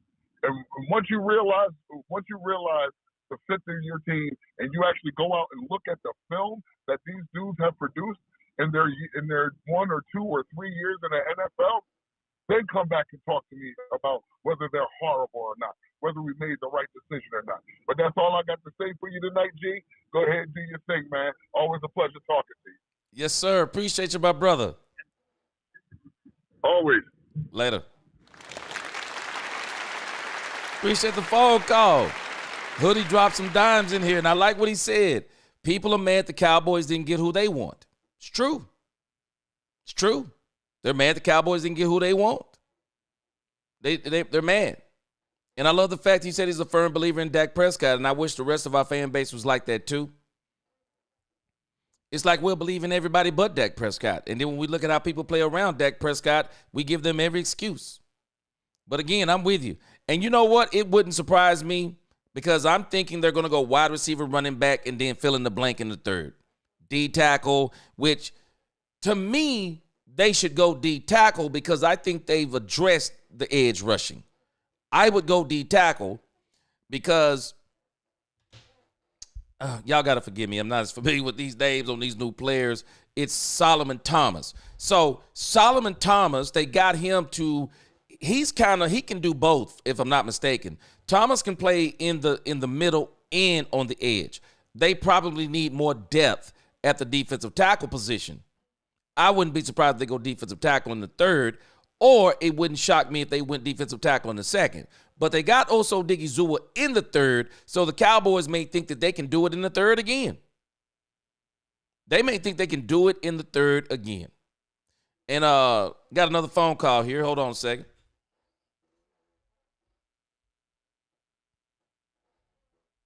All right, turn the sound down in the background. Welcome to Let's Talk Cowboys. Who do we have on the line? Hey, this is B Bird, man. What's going on? What up, B Bird? What's happening? How you doing, man? Hey, good, man. Drop some science on us. Hey, well, I was listening to the previous caller, and he was saying as far as getting what we need, the thing about it is that we've had a better offseason than what we had before, but I would almost equate it to like if you was eating saltine crackers for lunch every day, and then you got Ritz crackers, you're going to think that's something, like, hey, man, I got Ritz. I know I'm living a high life, but everybody else eating sirloin steak. Woo, so just because we're better, yeah, that doesn't mean that we're on the level of what Philadelphia did last year. I mean, they brought in 5 guys that made a difference, and it was all award winning, like Rookie of the Year up for the linebacker in that was for the defensive player of the year. It's just they made impact, and that's what you have to do, man. And I just think that what ends up happening is and I'll just tell you this because I hadn't talked to you before, but you have a GM that can lose their job everywhere else, and in Philadelphia, even though he won a Super Bowl, he's always trying to get the best team there to keep his job. Even when we go our job, we want to keep our job. This is what where I pay my mortgage from, house note, college, kids college, and all that kind of stuff. So I have to perform, or I'm gone. But they don't have the same pressure. People wonder why. Hey, why are you taking all day to sign? CeeDee Lamb, Dak Prescott. Why are they taking all day to Parsons? Why? Because it doesn't matter, right? It doesn't matter at all. So because their job doesn't depend on it. You have no one else. Think about this. No one else negotiates through the media with their franchise quarterback but Dallas, because no other GM would ever. They understand that they're tied to the hip with the franchise quarterback, so they don't want to get on his bad side by saying, "Well, he's a piece of the pie." Now, nobody else would do that. They take liberties that other GMs just would not do. And so that's part of our problem as far as winning, because, they just don't have off seasons have shown they have not signed a quality top flight free agent since Brandon Carr in 2012. And we can go back in the history and look. I'm talking about somebody that somebody else wanted. So they always go get these guys, these mid-level guys, and what we're doing is we're making them sirloin steaks, but they just Ritz crackers. They're just a little bit better than saltines. That's what they are. So yeah. One of the things I would say, man, I definitely want a bona fide number 2 wide receiver. The issue I have with that is this. I did a little research, and if you got a little moment, I'll tell you this. So we're a dome team, and dome teams, I did a research for 20 years, the last 20 years. For a dome team to make the Super Bowl, they got to have the home field advantage, because when they go outside, in the winter, man, they just don't perform well. Because why? Because they're used to 70 degrees turf, perfect conditions. But you're not going to be able to go to. Remember what happened with Miami when they went to Buffalo? Yep. When Texans go outside, they win their first playoff games at home. But when they go outside, man, it's a different animal. KC, Green Bay, Baltimore, Buffalo, they're used to playing in those conditions. So you almost have to build your team with the running game in mind. So, like when you talk about back, the Henderson, I loved him, but when I started looking a little bit closer, Quinton Judkins is the guy that I'm really looking forward to, because I think he'll be more of a every down type back. But I think the offensive line, I'm all right with what they ended up with last year. We can just develop them, get better coaching, develop that, because you have other teams that don't have first-round draft picks all up and down their line. We should be able to not have to have first-round draft picks all up and down the line to be successful. But we have to get the running game together. And one of the things that I remember is my favorite offense, with the exception of the Super Bowl champions for the Cowboys, was the 2014 Tony Romo, was it Murray? Yes, sir. I can't remember his name. Yeah. Yes, sir. I love that offense, because what we did, we was a run-first offense, but we still had a quarterback that can throw for 350 if we needed it. But we didn't use it. And so that's how you build an offense. The problem with that team is that we didn't have a defense at all. But I think you cannot just give Dak Prescott. Let me say this, and I'm going to get off because I don't want to take too much time. But I've never seen the ownership. Okay, so let me say this. Jerry Jones should not be in negotiations, because he gets in his feelings about losing negotiations. Yes, sir, so he does. What he ends up doing is he'll lose the negotiation, and you can tell he's in his feelings, because he makes comments like, well, if we gonna go as far as that go. Basically, he's saying, I ain't gonna give you. Yeah, you beat me on the contract, but I ain't giving you a damn thing. Go out there and win with what you got. That's why you shouldn't even be in negotiations, because of your feelings that are involved. Yes. Now, guess what? Negotiation didn't go well the year before that. So what are you gonna do? I'm gonna get Trey Lance. Well, how do I know it's an emotional decision? Because you didn't tell your coaches, you didn't tell Will McClay, you didn't tell your scouts. You called and made that decision on your own. Why? Because you thought he was gonna come in and put pressure on Dak Prescott to sign for less, or even win the job. So he shouldn't even be in the room, because he's too emotional, man. And so, but anyway, I kind of got off topic. But I just want them to build the running game and build around Dak as though Dak is just a mediocre quarterback. And then then you run the ball, throw play action off the run, no different than what Philadelphia is doing. And then if you need him, like the Philadelphia quarterback did, hey, he got the ability to step up. If you take the run away good enough and you go one-on-one on the outside, he could beat you. Jalen Hurts. That's it. But that's what you should do with Dak Prescott. Yeah, anyway, I agree. Man, that's it for me, man. I'm going to continue to listen. I'm going to continue to listen offline, man. I appreciate the show, too, man. You're having one, especially on a Friday. So. I appreciate you, man. Appreciate you. All right. Look forward to talking again later. So let me tell you something that stuck out that B. Bird said. And then I'm going to go to the next caller. B-Bird said something very interesting. When you talk about a run game, he was talking about he did his research on domed teams versus teams that play in an open stadium. And you want to build your team. Your run game he was talking about, you build your run game because I said this earlier in the season. Two things that travel well. Defense and run games. They go anywhere. Defense and run games. Dome, outside, don't matter. Defense, run games, travel. In the rain, defense, run games, travel. In the snow, defense, run games, travel. Dome, outside, defense and run games, travel. Now, you know what's strange about what you said that makes so much sense, especially when you're talking about the run game, B-Bird? We watched the Philadelphia Eagles almost do – we literally watched them indoors and outdoors. And one game was in the snow. And that was the game in particular that doggone Saquon Barkley dominated. Dominated in the snow. You're right. When you build the right kind of run game, it travels. And you need to have a run game. And that's why these trenches and these defensive lines are so important in these running games. Because maybe you play in a game where you can't throw the ball a lot. Maybe you play in a game where it's cold, adverse conditions, it's raining. Well, that run game gonna travel. It will travel, and it will open up things for you. It definitely will open up things for you. I appreciate those comments. Great comment. I got another caller. All right, turn your sound down in the background and let us know it is. Welcome to Let's Talk Cowboys. Who is it? Who we talking to? It's Moses. What's going on, Moses?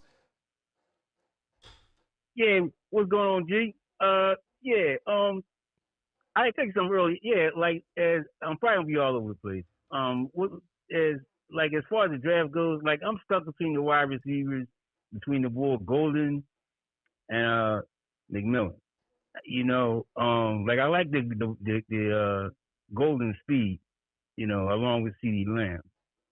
But as far as and I like McMillan's size, so hopefully we get one of them. As far as edge, like most of the guys that's available, none of them really and impress me, And you were talking about Dak Prescott earlier. All right, listen, I love Dak. I'm not a Dak hater. I love Dak. And if Dak was had the Eagles offense, they would have averaged like 600 yards a game. I mean, that's I agree with you. I mean, seriously. Hurts is all right, but Dak is a good quarterback. Like the only thing he did was, I think that was the year 2019 when we had the 19-12 game against San Francisco. Yeah. Like that's the one game that I really thought that if he wouldn't have made no mistake, we should have won that game if he would have stepped up. You understand what I'm saying? Yeah. But I mean, I'm gonna give them a chance this year. You know what I mean? Because they have done a lot. But honestly, I can't wait for that. I'm more excited about the season so far this year than I did last year. You know what I'm saying? Yes, sir. But I mean, we on the right track, man. We just got to just stay the course. And as far as DeMarcus Lawrence, oh my God, man, he was part of the problem. Like his first year or two, when he was getting sacks and stuff, he was okay. Yeah. After that, listen, we can find a run stuffer, man. You know what I'm saying? I mean, he acted like he was DeMarcus Ware. He was not DeMarcus Ware. Yeah. Oh, yeah. I mean, he was. You know what I'm saying? I mean, he was okay. You know what I mean? But and as far as Jerry goes, Jerry's never going to change. He's never going to change. And I know he should have been signed Parsons. But he's going to wait till the last minute. But yeah, that's all I want to say, G. I'm get off. Let me know what you think about it. All right. All right, man. Appreciate the call. All right, G.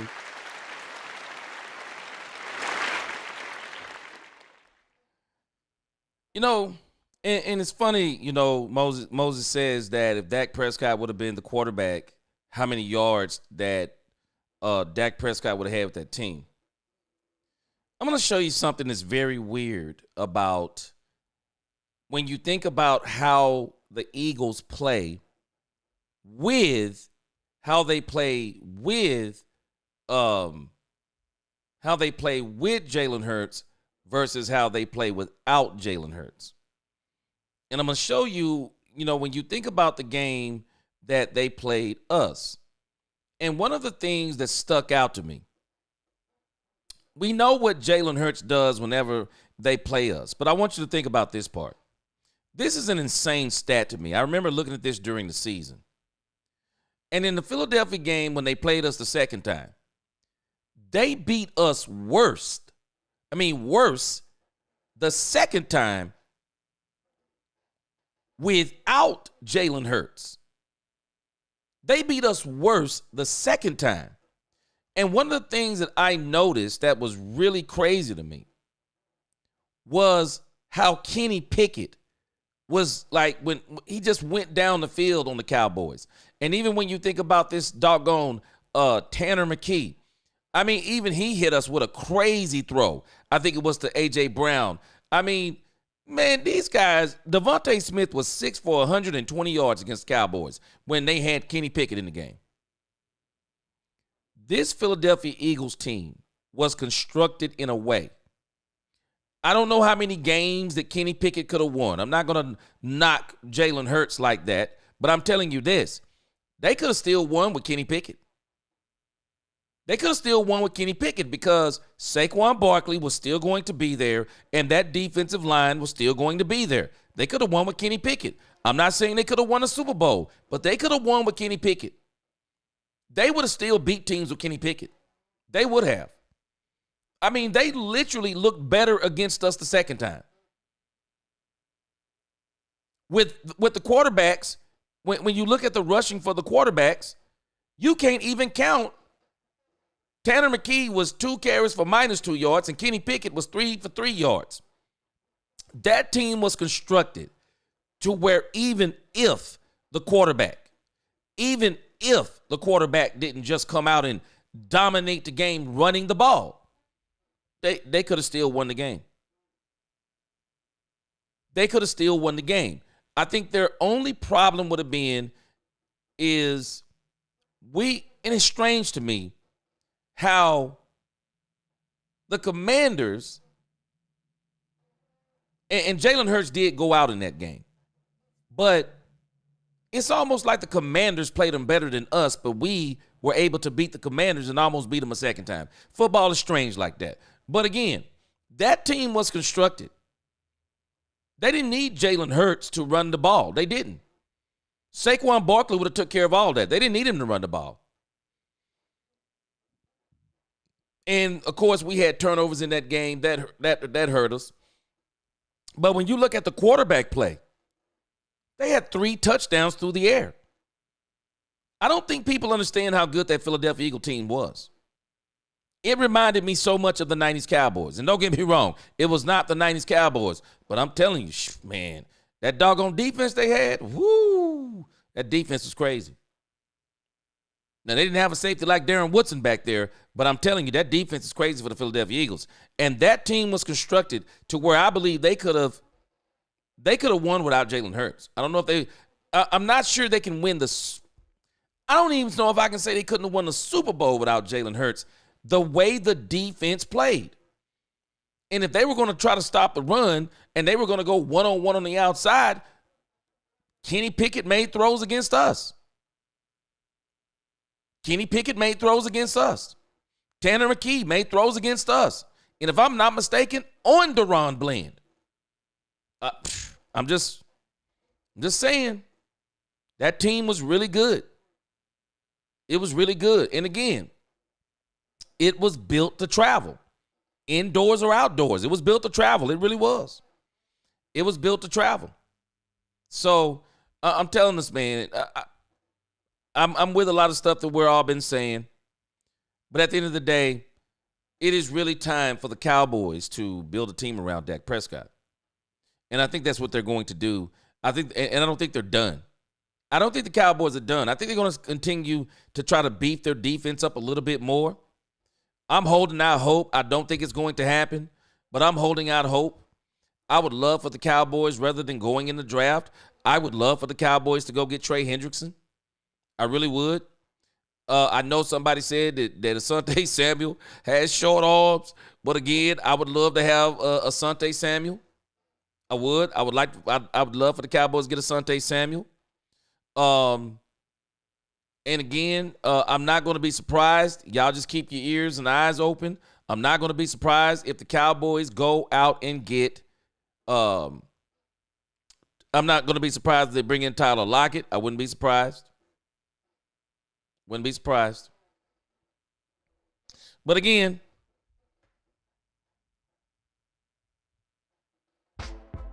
all right.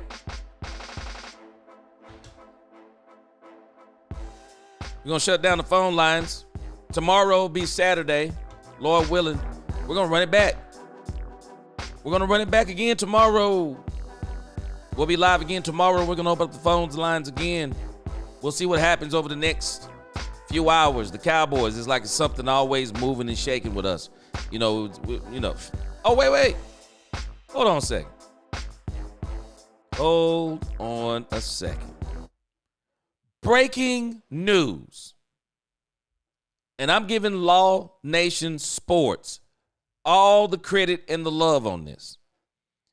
Law Nation was at something called Star Day, something that I don't know. It's something to do with the Cowboys as far as the practicing goes. And he sent some film on one Rain Dakota Prescott. Shout out to Law Nation. And Dak Prescott was working out on the sidelines. I am blown away that they're saying that Dak Prescott has lost 30-something pounds. That is crazy to me. But courtesy of Law Nation took this footage. And that's Dak Prescott. Man, he does look slim. I thought he looked more muscular in those up-close shots, but boy, he looking slim. Man.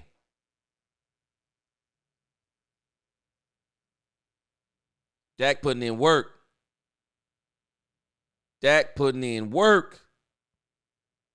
And you know the thing about it, man, going full circle, let's watch that one more time. Yeah, he lost weight, didn't he, Sexy Suze? He lost serious weight. And you know, the one thing that Joe Milton is going to be able to learn from Dak Prescott is work ethic. Man, this dude Dak is a workaholic. He's a workaholic, man. He really is. I think he'll really help Joe Milton in this area.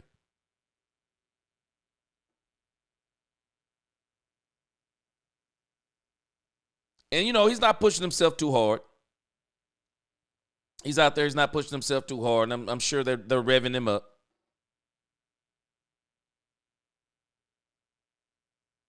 Dak putting in work, man.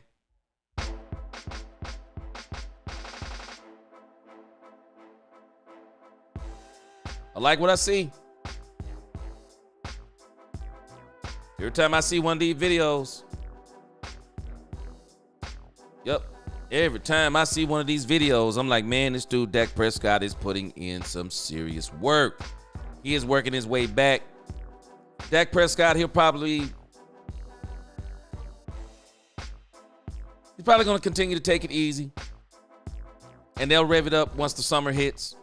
But again, rest assured, Dak Prescott is getting ready. And I think Dak Prescott is going to have 3 of the most incredible seasons that we've seen.